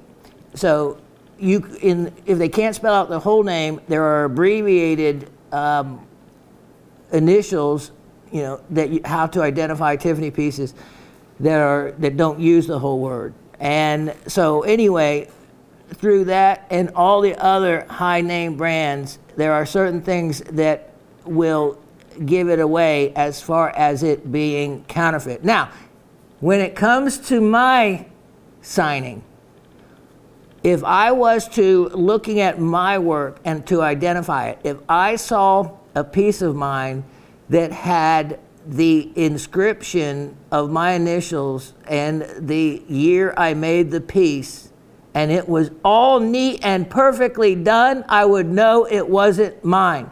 One of the tales of it being my piece is the fact that my inscriptions, and you'll see this in others, are always look like they're hand inscribed, and they're not redone, but they are legible, but you can see the spacing isn't even, but that's one of the tells. That's one of the ways you can tell it's one of my actually personally hand signed pieces. I could never write. I'm left-handed. The nuns gave up on me. I did my 8th grade term paper.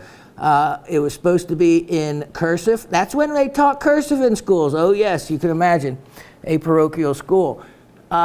So I wrote so horribly left-handed that they let me print my term paper. I was 13 years old. They could not even read my printing, so I had to hand read my term paper at 13 years old to get out of 8th grade. And guess what? I did it on at 13, Opal. I did my term paper to graduate out, because Catholic school, it goes up to 8th grade, then you go to high school for 9th. I did my term paper on Opal at the age of 13. I got an A+. I got the highest grade in the class, but I had to sit and read my term paper to her because she couldn't even read my printing. So that is my tell. I have a crummy, illegible signature to it, and if anything different, neat, then it's not mine. So it's just a way to identify pieces, and you don't get caught up in the perfection of it if it's not supposed to be. A blue box store, yes. If it's got the Y missing off the end of it, it's not a Tiffany piece, because they would have thrown it away. The first thing they do is make sure they have a perfect stamp or casting or inscription or signature of their hallmark. And but anyway, like I said, I could teach an entire class on identification of those items. Price on this piece, a lot of labor went into it. There's a lot of gold in it, but it is still only $988. Only $988. Look at all this beautiful, beautiful amethyst, all matching perfectly in color and in size. A wonderful, wonderful Brazilian piece. And like I said, she didn't get caught up in the cross. She just liked the design in itself, and it had nothing to do with religion. She didn't even go to church. But I made some amazing pieces for her based on that design. Others she purchased, like this next one. Let's look at 1093523. 1093523. Now, a wonderful sterling silver and peridot. Look at this. Sterling silver, peridot, and Really cool. Really cool. Look at that.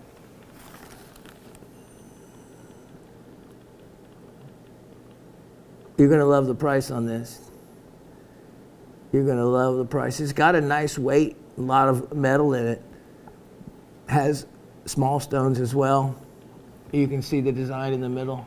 Look at that. Now remember, if you want this in gold, I can gold plate it, which makes it vermeil. So I put a heavy gold plate on these, and I do that for free. I do gold plating on those for free. If you want that, just tell your, and they'll create a work order. Tell the sales, wonderful salespeople that that love working with people on my show. Everyone says that that all of you, all the clients are just as friendly as they are to you, to our clients, to this show's clients. So I think that's pretty neat. Price on this, ready? $48. $48. The Peridot, of course, are going to be worth more than that if they were loose, if you were to try to buy them. And I just like the design, a lot of coolness, a lot of cool factor to that one. And the price, well, can't be beat, so to speak. Now, let me show you item 1092522. 1092522.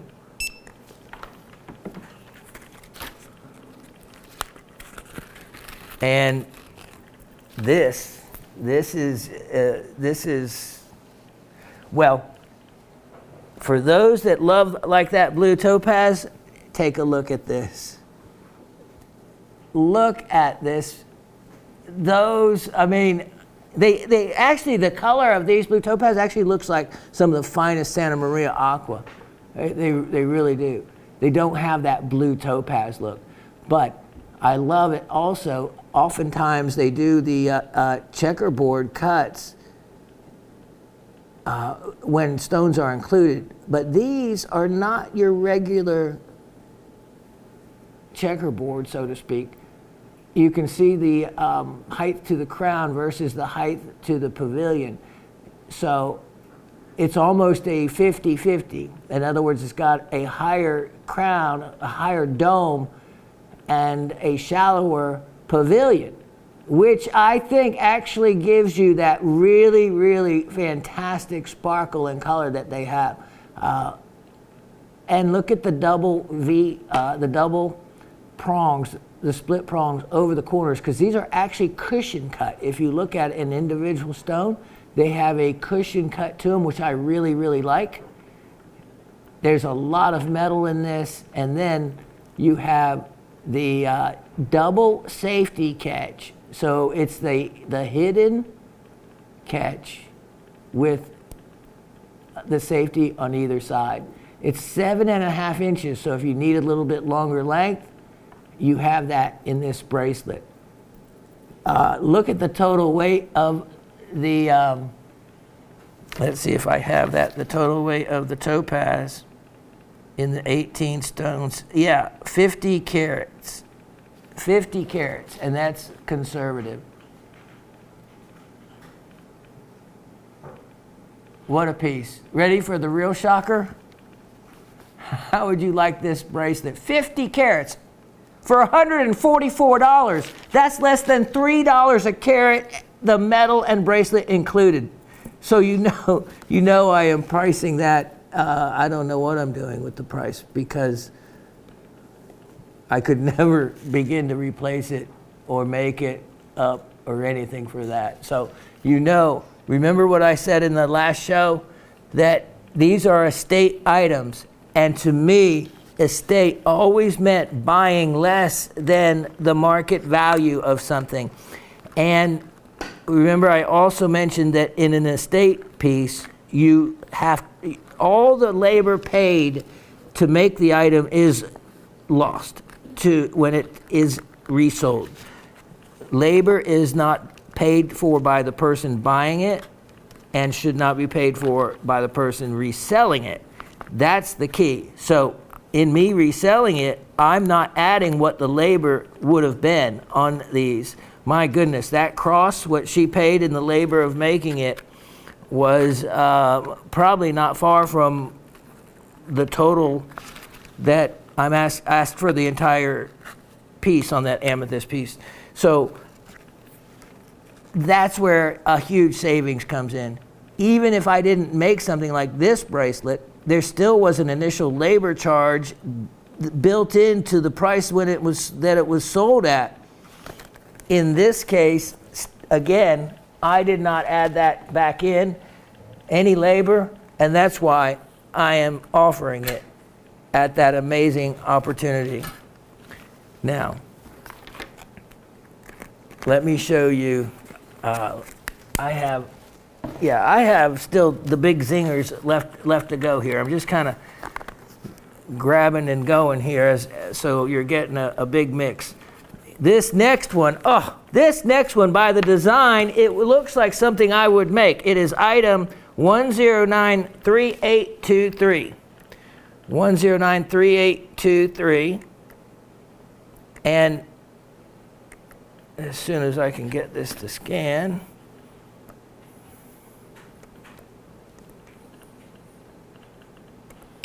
There we go. Okay. Now,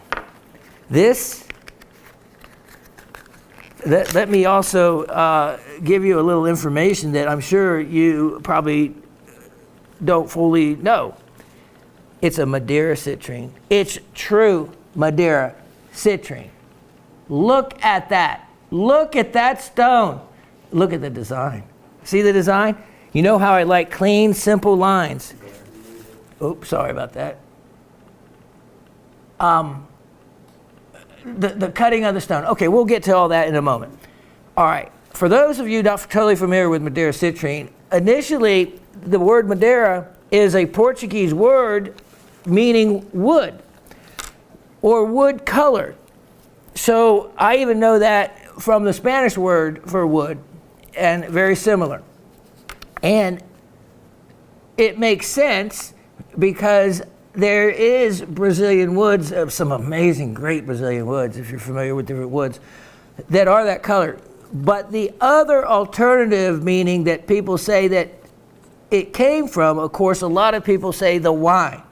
Well, the wine actually goes back to a wine that was made in the Madeira Islands off of Portugal. So the word Madeira comes from two different sources: wood, the color of wood, and the color of wine, of a particular type of wine made in the Madeira Islands. So that is the other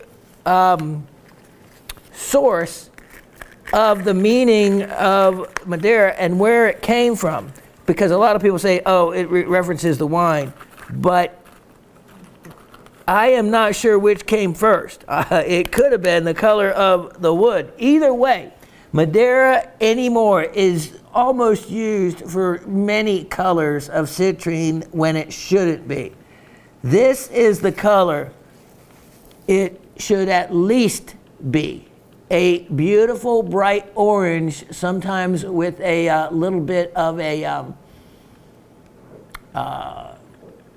darker tint to it, maybe a brownish tint, but there's a range of colors that it can fall in. But this color is really probably right in the middle of what you look for.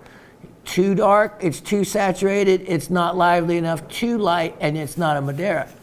Look at the cutting on this. I love the setting. This would have been a tricky stone to bezel set. This ring, and why I have it in the graphics that you're not seeing, but it'll still be in the tag, I have as custom made, because that bezel had to be made perfectly for the diameter of the stone. There's no other room for that bezel to be pushed over that stone unless it's made perfectly for it. Look at how the diamonds come down around it. Look at how the diamonds come around it. This ring, let me show it on my hand because so many of you like it that way. Men's or ladies' ring.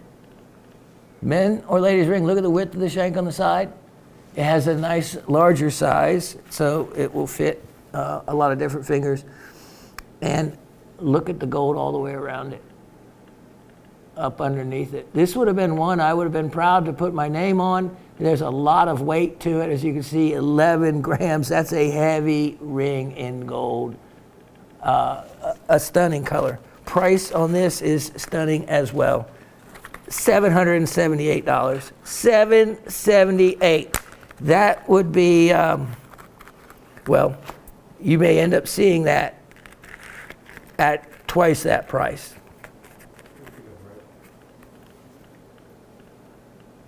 All right, let me tuck some things away here and organize a couple others, and I'll be right back. Wow. All right, now, if you want something that Shawn did completely, this would be the one. This is completely made by Shawn. Rolled out the gold, sawed out the frame, then created these spheres. Now, these spheres don't have a flat bottom, and the way you do that is by using a charcoal block and cutting the same exact size, whether you do it from wire or any kind of metal.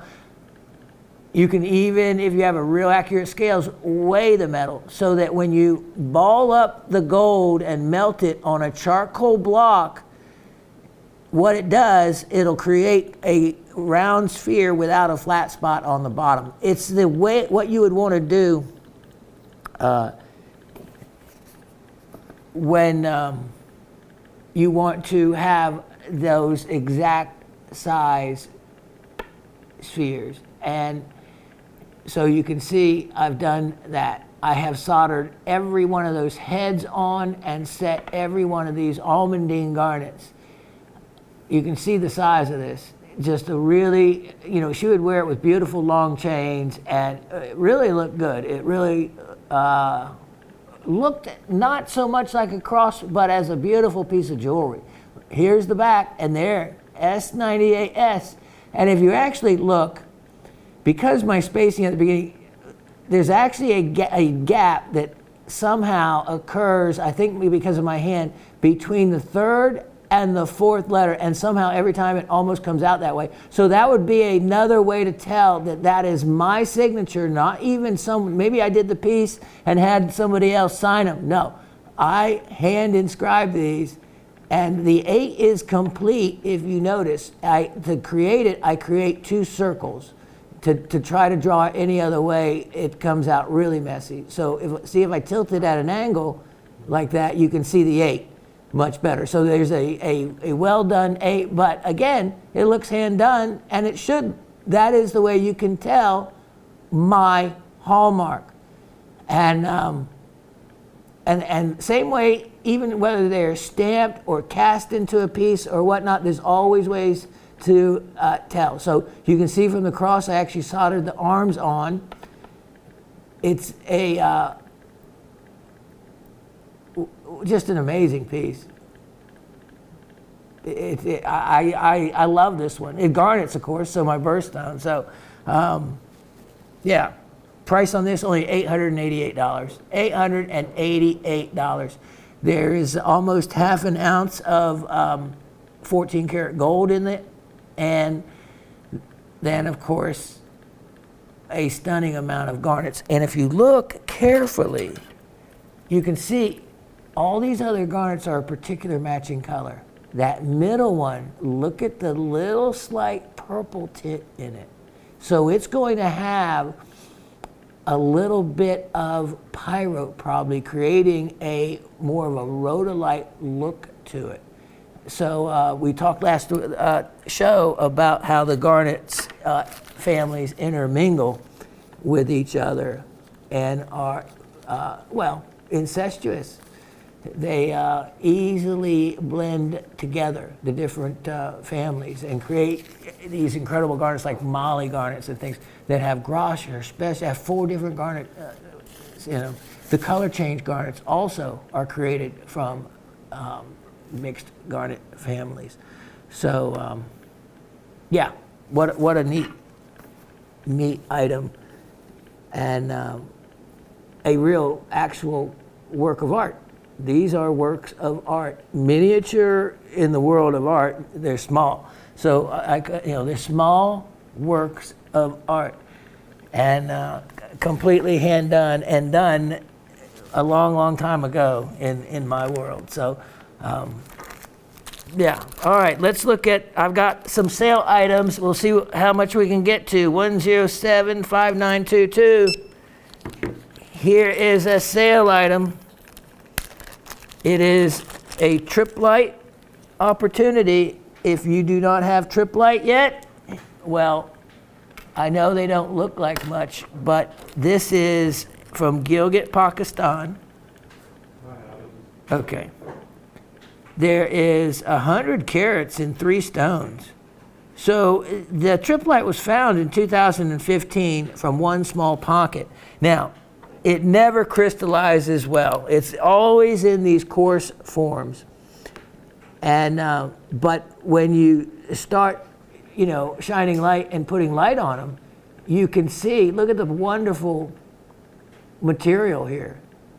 Pink and oranges, and there's just, look at that. Look how it's blended in with some matrix around it. Let me get it. Look at this one. And you can see how, Anthony was able to find a piece that cut a 41 point stone out of it, which is a large size for trip light. So here's 3 really nice specimens that you can add to a collection of a rare stone if you do not have it. Thank you, sir. And here's the sale price opportunity. Ready, set? How about this? $18 for the 3. $18. They're large, and now you can see they're really like this one. That's all trip light. And this one has the trip light in some matrix, but still, look at how much trip light is pretty much all trip light. Big, they're big sizes. And the 3, so when you look at it at $6 each, and look at it that way, then it's a true wow. Okay, I have 5 parcels of diamonds I'm going to show, something I rarely get to do, but I've noticed that all the parcels of diamonds really have sold before and have had requests for more of them. So let's start with item 1094823. This is going to be the largest single stone. Now, these diamonds again came out of the estate and were from pieces that I didn't think any of you would purchase, or pieces of jewelry that were their time was up. In other words, either the shank was too thin, or depending on what they came out of, or I just didn't find them desirable. But by way of the stones, well, that gives us an opportunity to offer you something that I normally don't get to, and that's the loose diamonds themselves. So so let me show you this one in the case before I'll take this one out, the biggest one. I may not take some of the others out because of the time involved. All right, look at this. I'm doing this against that really white background to show you how white the stone is. We're not always supposed to grade the color.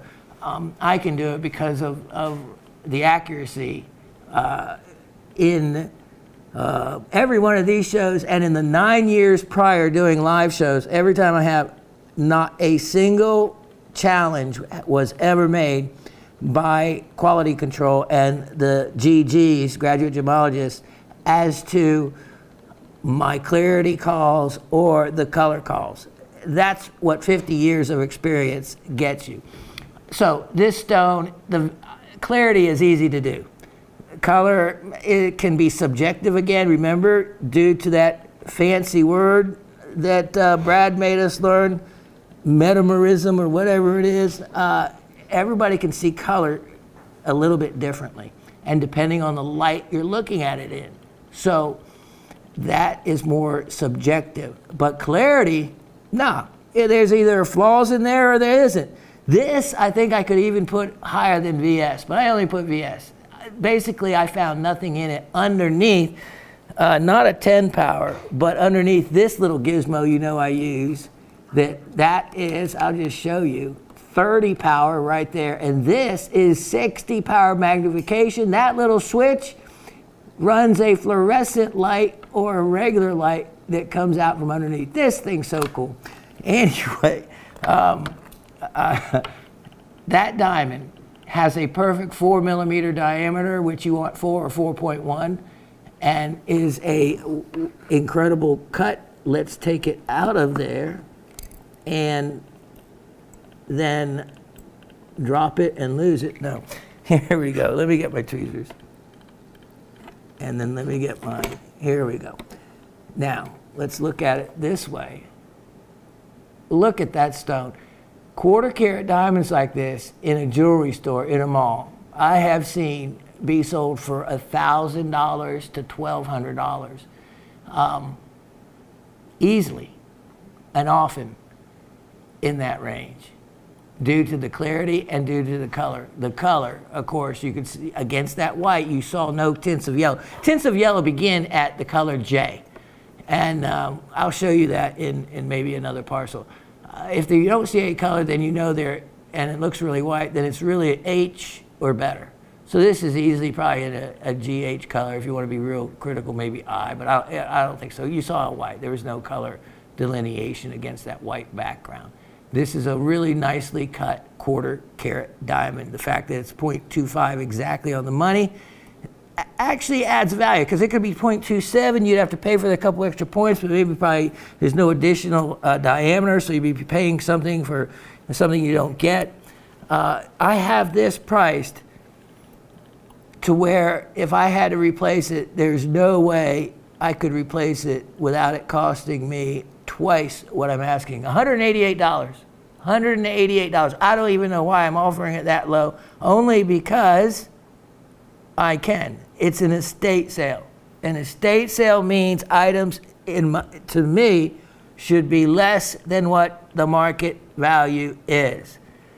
If you didn't sell it less than the market value, then why not, open a jewelry store and sell it for that?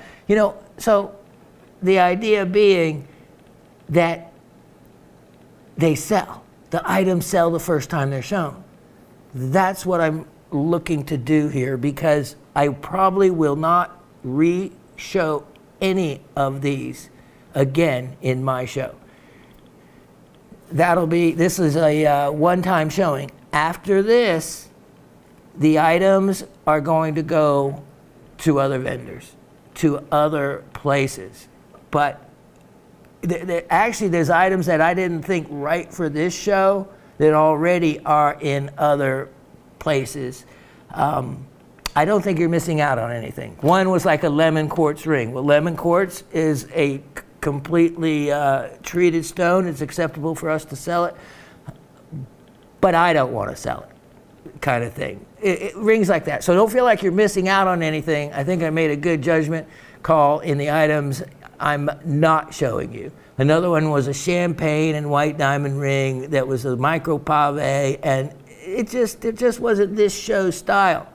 So, but it is a lot of other people's style, a lot of other shows. So you won't be able to see every piece, but you're going to see the pieces that I think best for you. And this was one of them for those of you that want, you could have this set up in a pendant as a gift. Do it through, if you want it set in a pendant, I can, do it through the sales rep just like you would in the regular shows. And have a work order made. I can give you an estimate. We can, get it set up for you, that kind of thing. Or hang on to it until you need it, or just hang on to it to possess and have it. I kid you not. It's I don't know, just something about it. $188. That is Yeah, when I, when I think about how much that would actually cost me to replace, and I would never do it unless if I had still a retail store, but I don't.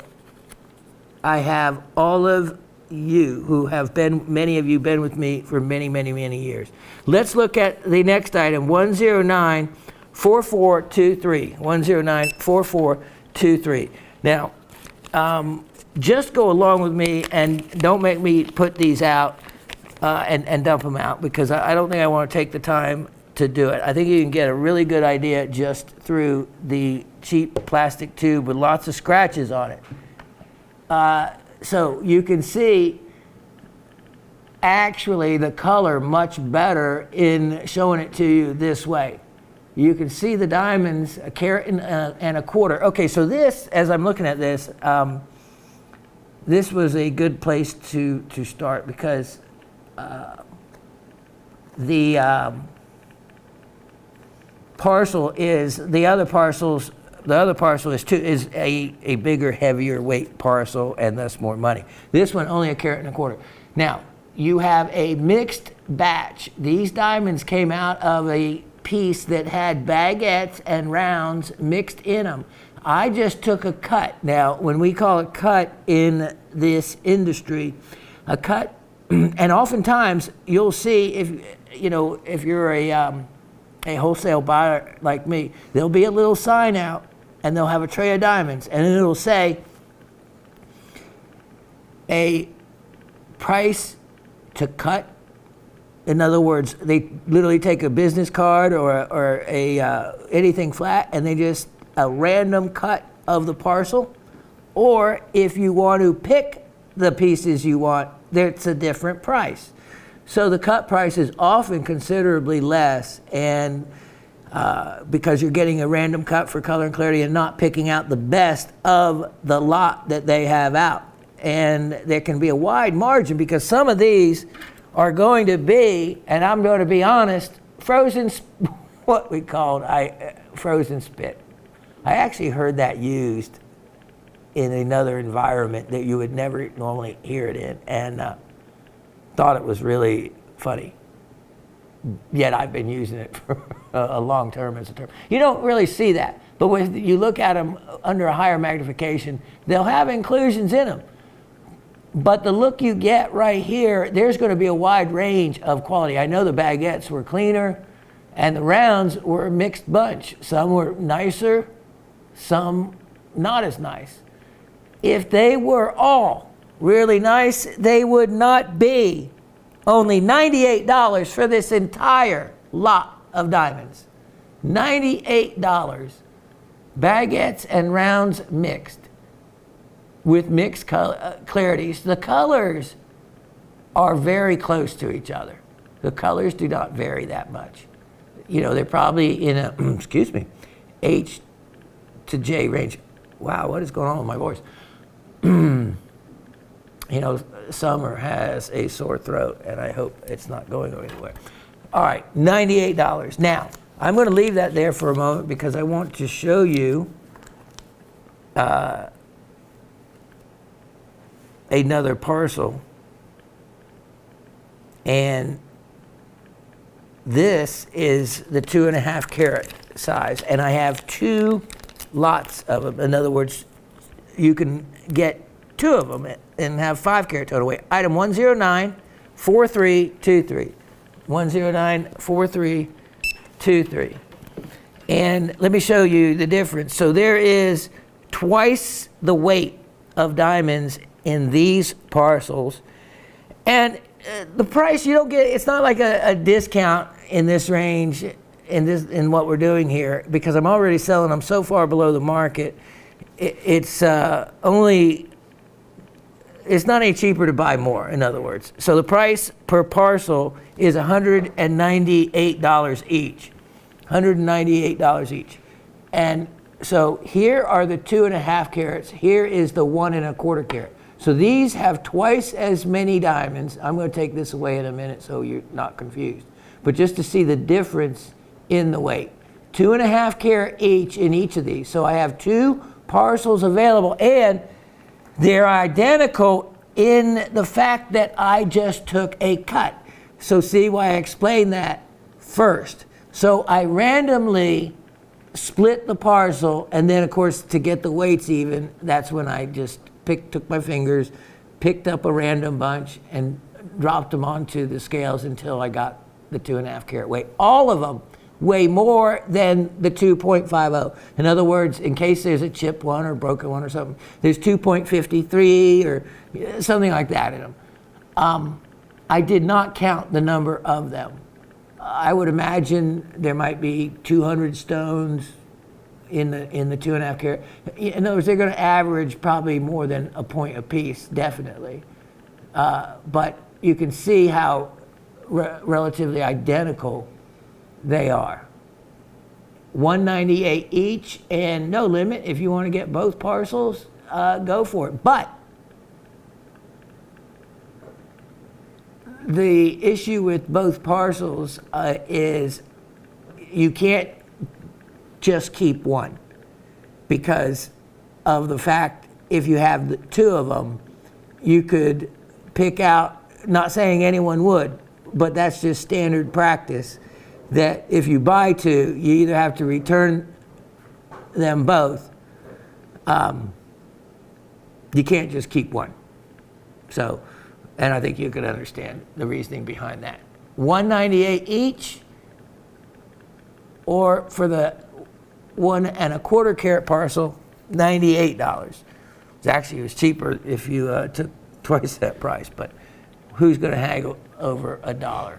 $198 each on those. Okay, next I have diamond parcel 1094923. 1094923. And here is something that I know we had a client interested in a while back, but I didn't have what he was looking for, which was more of this particular size. These diamonds are one of the most popular and usable sizes in a diamond. Look at the color and the clarity. They are, more of them are VS than SI, but because there might be a little inclusion somewhere in one of them, I just put that range. They are very well cut, and also you can see the color. They're very white. I would put them, GHI, of course, somewhere in that range. And they came out of the same piece, so they're probably very well matched, as you can see. When you start getting bigger sizes, like 3 millimeter, which is right the correct diameter for the weight. There's a carat 10 total weight, carat 10. So you have 10 stones. So you have an average of 11 points, and at 3 millimeters, that's exactly what they should be. Beautiful, beautiful sparkle. Price on this parcel for a carat 10 of really nice looking goods, only $298. $298, which is, again, less than what I would have to pay for them in the market to replace them in a wholesale market. So an excellent opportunity if someone is looking for something, or even if you don't know what to do with them now, maybe a few years from now, you'll need them for something. And you'll have them, and you'll have them at a price less than you would ever have been able to buy them for. Now, the last parcel I have, 1095023. And let me scan this. This parcel is a mixed bag of sizes and of colors. And this is where I wanted to show you. Now you can see, and let me compare the difference in the color of the cotton. It just happens to be the way they make these gem tubes and the colors they use vary. So you can see the really white color here I used on the others. Well, actually not. I wish it was that white. Here's this one. So here's, look at the 3 different colors of the cotton. This one is an older piece of cotton. Sorry about that. But it didn't matter because you could see the yellow in these. So when you are able to see tints of yellow, and as we look at this, you can see the difference in color. When you are able to see color with the eye, you're at a J color or lower. So some of the yellowest, remember the color range goes from D being the whitest all the way to Z. Now, getting yellower as you go down the scale. Past Z, then you get into your fancy yellows and the value starts going back up. You have it's yellow, so yellow that the value and the rarity of them is such that the price increases after the color Z. But if you have a diamond and it may look like a yellow fancy diamond, but officially it grades out as what we used to call XYZs, then you're either at the best value you could get if you're looking for a yellow diamond without paying a premium on a certified color that's a certified fancy yellow, or you're going to get something that is should be priced a lot lower because of that color, and you'll get a good value because it's not going to be priced as a fancy, yet it's going to be really close to a fancy. But what you don't want to do is pay the price for a fancy colored diamond and it be something that would actually grade out as only an XYZ. So, but that's the way color grading goes. Now, you can see like this one is whiter than the one next to it. And compare it though to these 5. Look at how white those 5 are. I mean, those truly actually look like FG color stones. Or maybe it's only because I'm looking at them compared to this white cotton. But actually, no, those are really, really white. So we have a range of 1.9 millimeter up to 2.4 millimeter. Some of these may vary, well they do, I can see it by my eye that's bigger. Vary a little bit, but they go up as big as 2.4 millimeter. 2.2 millimeter is on average a 5-point diamond, just to give you an idea. So anyway, this parcel, nice mixed parcel, is only $98. It's 52 points total weight, and a really nice usable parcel for diamond replacement or to create jewelry with. Only $98. So look at it that way. It's only 200 a carat or so. So that is, well, less than 200 a carat. And that's very inexpensive for that kind of diamond. So, all right, let me pause for a minute there and get these back where they belong before I mix them all up, and I'll be right back. Okay, you hear me talk about it. We talk about it as an inclusion in quartz. We talk about it as an associated mineral with so many other specimens, goethite. This is the form it is found in more often than other forms. It's the botryoidal form, and when it's like this, it's actually quite impressive and not, yeah, this will be the kind that gets your hand a little dirty if you touch it, but it is also the kind of specimen you would find in a museum that represents this mineral. This is from a known mine, the Four-Man mine in Morocco, and it is stunning in the quality. It is cabinet quality for size and for formation.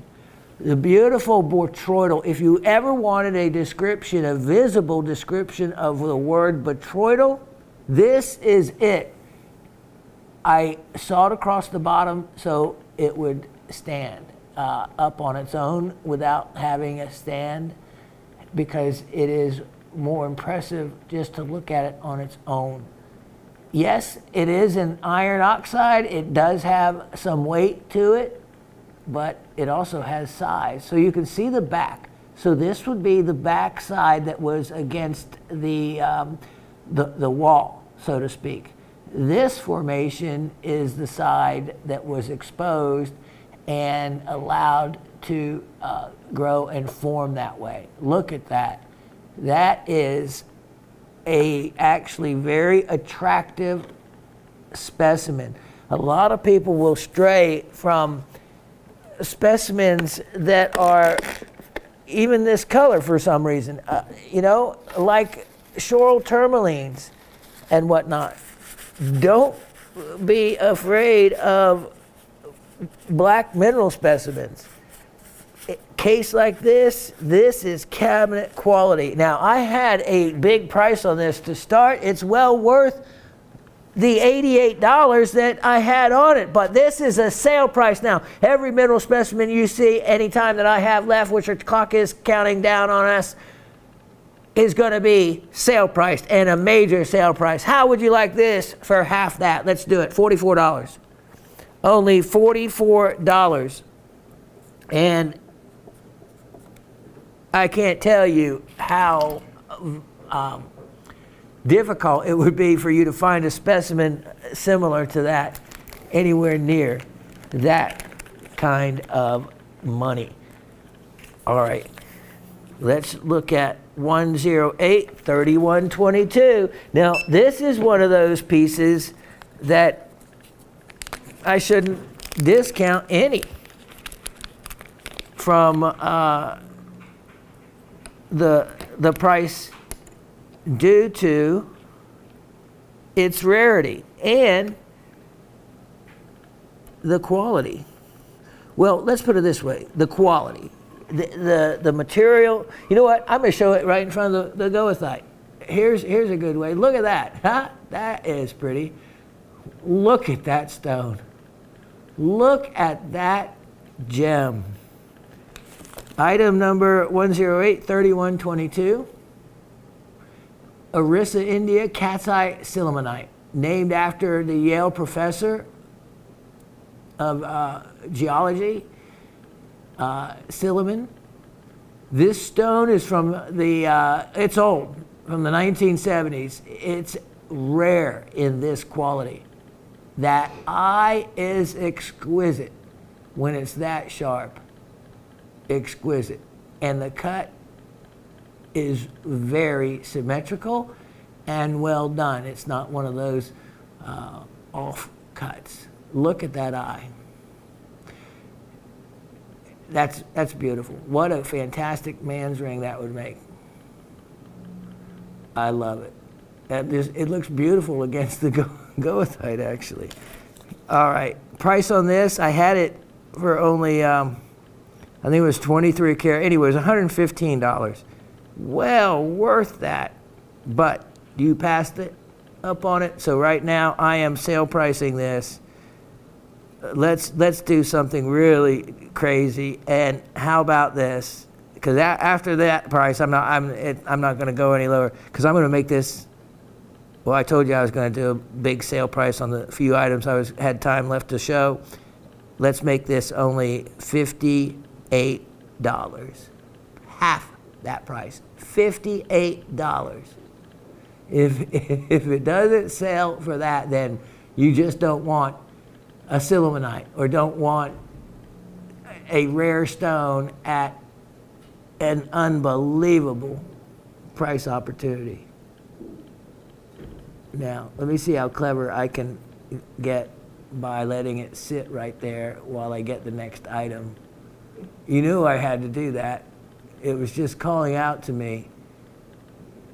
And if you ever wondered what to do with some of your mineral specimens and stones, do things like this. Take a stone like this and in the cabinet or wherever you have your mineral specimen, and place another stone awkwardly. I should have left it where it was, where on the specimen wherever you want, because it adds something else to look at when you have any guests or yourself. So anyway, when all else fails, use the fingers. So there, I'll just leave it there for now. All right. Someone get that, because if not, it's just a stone I'm going to have, and I had gotten that so that I could, a project stone. I wanted to make a man's ring with it. And actually, if it doesn't sell for that, that's exactly what I'm going to go back to do and keep it for myself. And do it in sterling silver. It won't cost a lot, and I'll have a really cool piece when I'm done. All right, item 104, 4822. 104, 4822. 104, 4822. The last parcel I have of these rubies, a 10-carat parcel, and we'll take these down, and I'll move my specimen so you can see the actual color of these. So let me just move that off to the side somewhere here. I just washed my hands. No, look at this. So let me hold these rubies up against the white background. I'm not going to take them out. Look at the color. Look at the color of these. So I have these as Thai ruby, but because you can see the little purple tint to it, but there's a couple like that one right there. Let's zoom in. You can see the price already, $34. You can see how I've marked it down. Not going, look at that one. That one stone, believe me, is not a Thai stone, and it's worth as much as the whole parcel. Look at that one. See that chatoyancy in that one? That one could be a possible star if it's faceted, but flip it upside down. See that? It's still in there. That's the top. Flip it upside down. Cut a cab out of it. You'll probably get a star. Look at the clarity and color to these. Who would not pay $3.40 for that parcel? $34. It should be going up in price, not marked down. So they randomly picked the parcels. This one happened to be left. That one even looks like it's a heart shape. Wow. Wow. That one stone is worth that whole parcel. Look at that beautiful purple one. Unbelievable. I should have looked closer before pricing it, as this one should have been up higher, well higher than $48 for those two stones. All right, so since you could see the bag, I didn't have a choice in making it less than. So there you go, one parcel left. After that, I'm keeping it, just like I'm keeping the sillimanite if it doesn't sell. This next item as well, item 1080522. Yeah, I couldn't totally not show any rocks, right? Yeah, the beautiful jewelry, and also some really inexpensive, those $28 rings. Yeah, those are exceptional values. All right, Oko geodes, the world's smallest geode. And these were from my own personal collection. This is one left, and look at that. Now, I call it plume agate because that's what it looks like, that is around the edges of these. And the outside just looks like a normal geode. They're so well wrapped up, I didn't want to unwrap them. But as we go in and look closer, there, look at that spray. That's how, look at the multiple ones back there. That's goethite. There's another one. That is goethite in its crystal form. You get those acicular sprays like that. Here's the other side. There's some more of them in there, but not nearly as impressive as this one side. This one side. And if you get this at home, look closer than we are right now, and you'll see that these, what look like single crystals, actually open and flare open and are sprays of crystals. Very, very cool. The beautiful plume agate.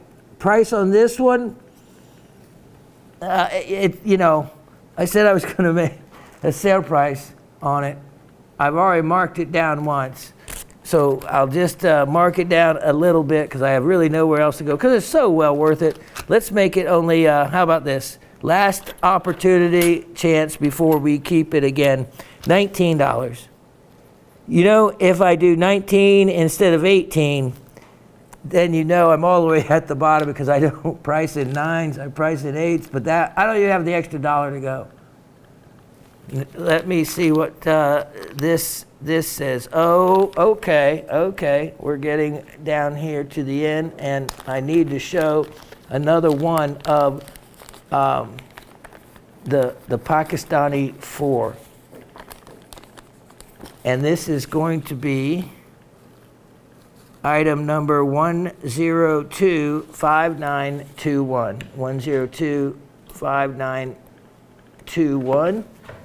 And let me hand type that in.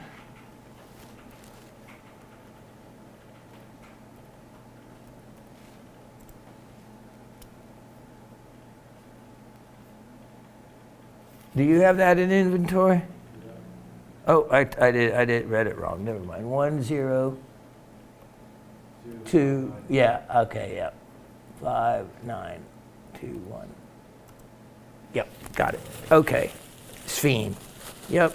Sphene. If you do not have your sphene, you need to get it right now in this one. Look at that. Pakistani sphene. It has calcite crystals with it. And then, let me get my pointer. It also, though, has clinochlor, which is a type of chlorite. That's these little dark grayish crystals. And as we come in closer, you can see the calcites. Look at these, the calcite crystals. Those are the calcite crystals. And then there might be some feldspar mixed in. Let's look at the back. I would investigate the orange crystal. It could be one of the rare items found with it. But look at those. Look at that sphene. Look at that beautiful classic alpine formation. That's the sharp edged crystals. And if you don't have a sphene crystal, it's just going to you need to have it for the price that I'm going to make this. How about this? Yeah, here is a deal. $18. $18. Huge markdown, but I want to make sure that everybody has at least one each of the Pakistani 4.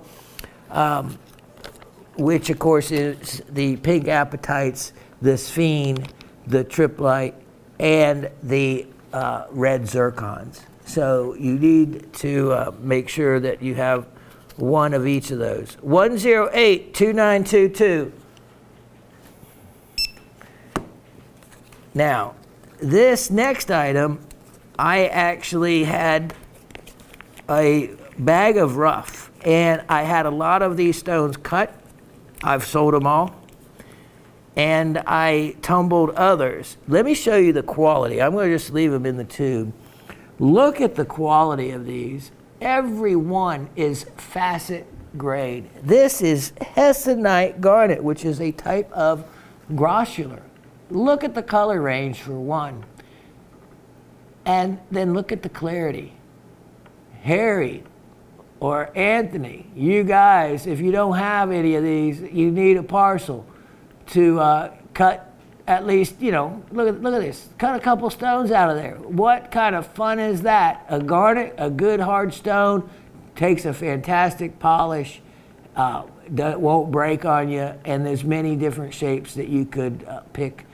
Good depth to them. So what a deal. 11 stones, made by Shawn, tumbled gem parcel. Made, meaning tumbled by Shawn. Price on the entire parcel, well, You're getting it today in a sale environment, which would make it now, bringing it down to only $24. $24 for those.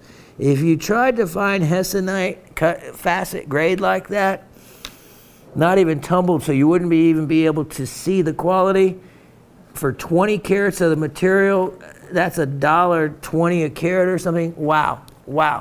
That is so much less than it would be. All right, let's get to the last item of the show. And let me open this up. And I can't believe, I don't know if I've even shown this. I don't know, I just found it on the cart. I think I was gonna fix the box or something, but forget it. It's gonna be an as-is opportunity. This is item number 704117. So this goes back a little ways, but it's because I was hesitant to even want to sell them. So let me first show you. Here is how it's going to come in what we call a Riker mount box. So it's going to come in this glass box, and it's this little piece of this little thing that is can just be glued down. You know, you ladies or guys, you'll know what to do. Just put something to make that down on it. All right, comes with a label. This is bird's eye rhyolite, and from Mexico, and Keokuk chert from Oklahoma. How cool is that? Now, chert is related to the flint, and it's one of the first materials, of course, used by the Native Americans for flint napping, or napping and making, as opposed to obsidian, which pretty much is good for one arrow shot before it shatters. This, oftentimes, you could retrieve your arrow if you missed it and reuse it because of how much more durable it is as a cryptocrystalline quartz than something like obsidian. But obsidian you can bring to a sharper edge than this material. So you can see, I know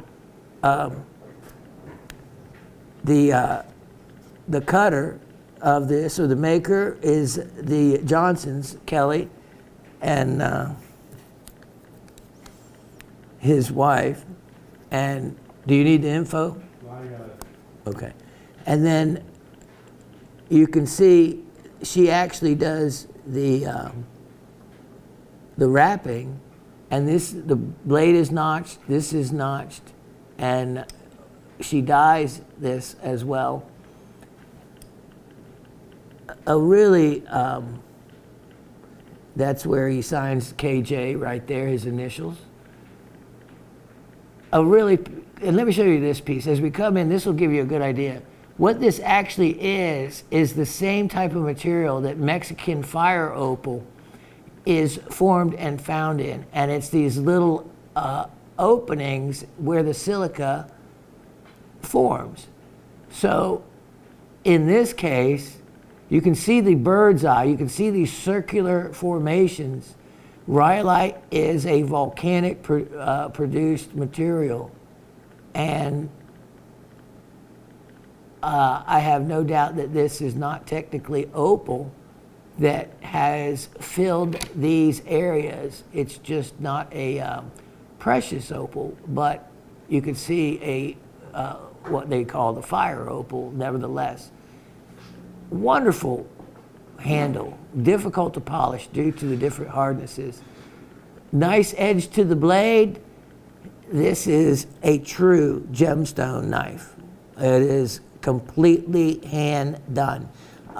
Kelly completely hand polishes and makes the handle, and he naps the blades.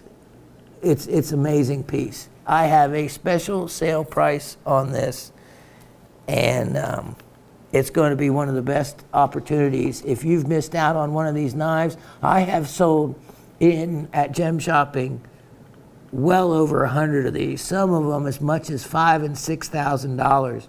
They had large, beautiful boulder opal handles with gorgeous opal, and the blades would be green obsidian. Yeah, those were some amazing pieces. But even this size, they're completely done the same way, just the material is of a different cost. And this piece, I am going to make it at a price never before offered at. So how about this? Only $98. Only $98, 6.5 inches long.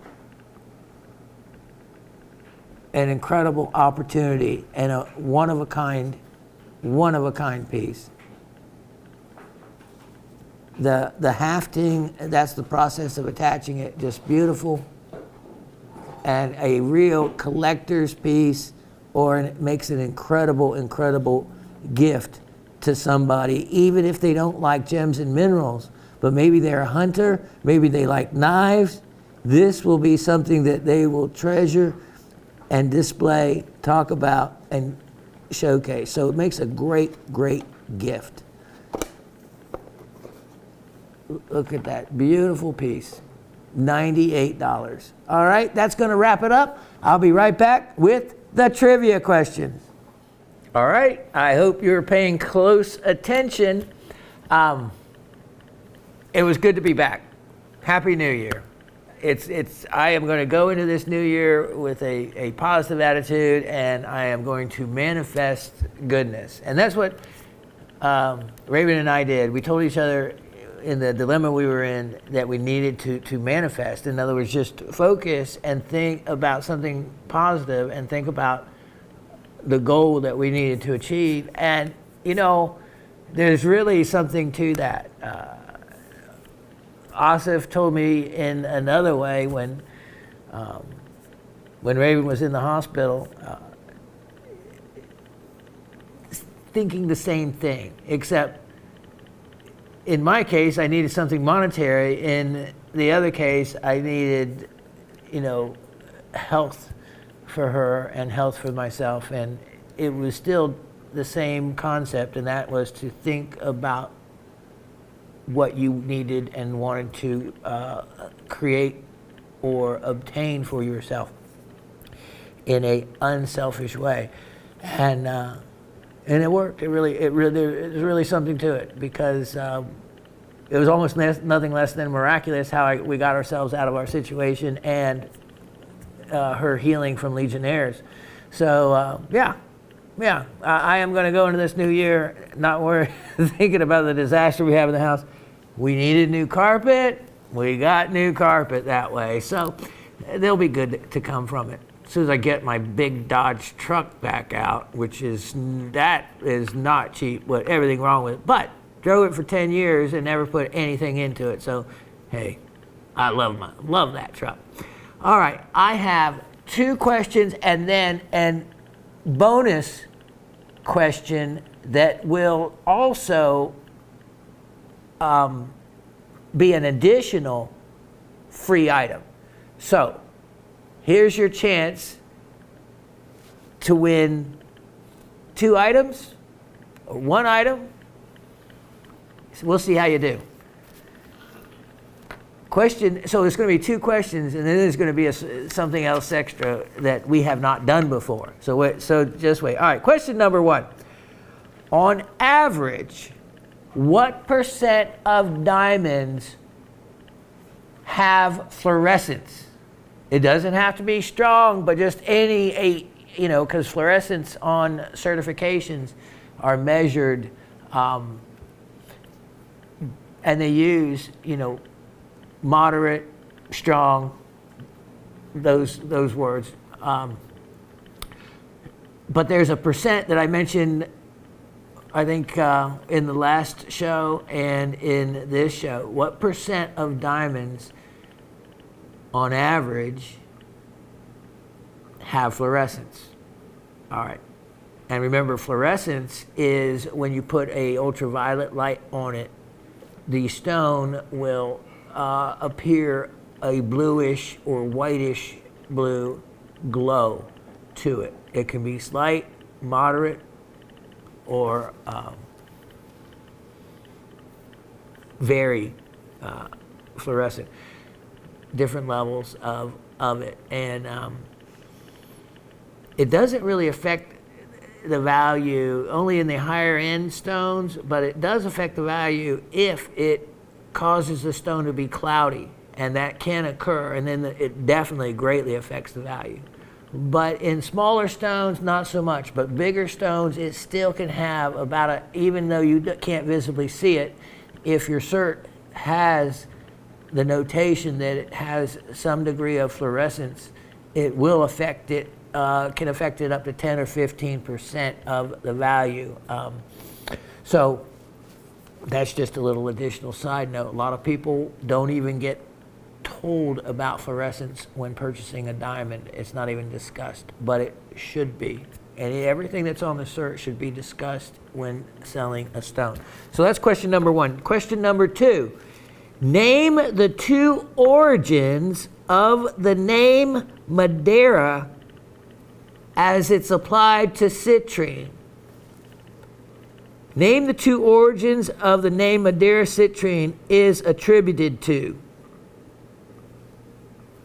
Another way to say it. So name the two origins of where the name Madeira citrine was attributed to. Anything like that. Name the two origins that that we discussed. Now, the third one, for an additional gift, over my left shoulder, there are 3 mineral specimens. You're not going to get them to see them any closer than from right where you're looking at them from. Name what they are. The 3 mineral specimens you see, right? 1, 2, 3. Aren't I clever? Name what they are.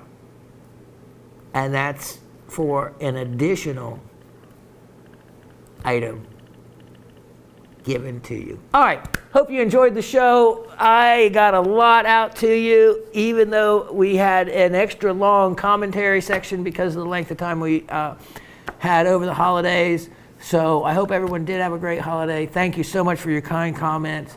And I love all of you. I hope we all have a fantastic year moving forward. And I look forward to all of your continued support. Badly needed. I didn't get my 2 new front teeth for Christmas. It's something I need to work on. I'm tired of playing with my tongue, sticking it through the opening.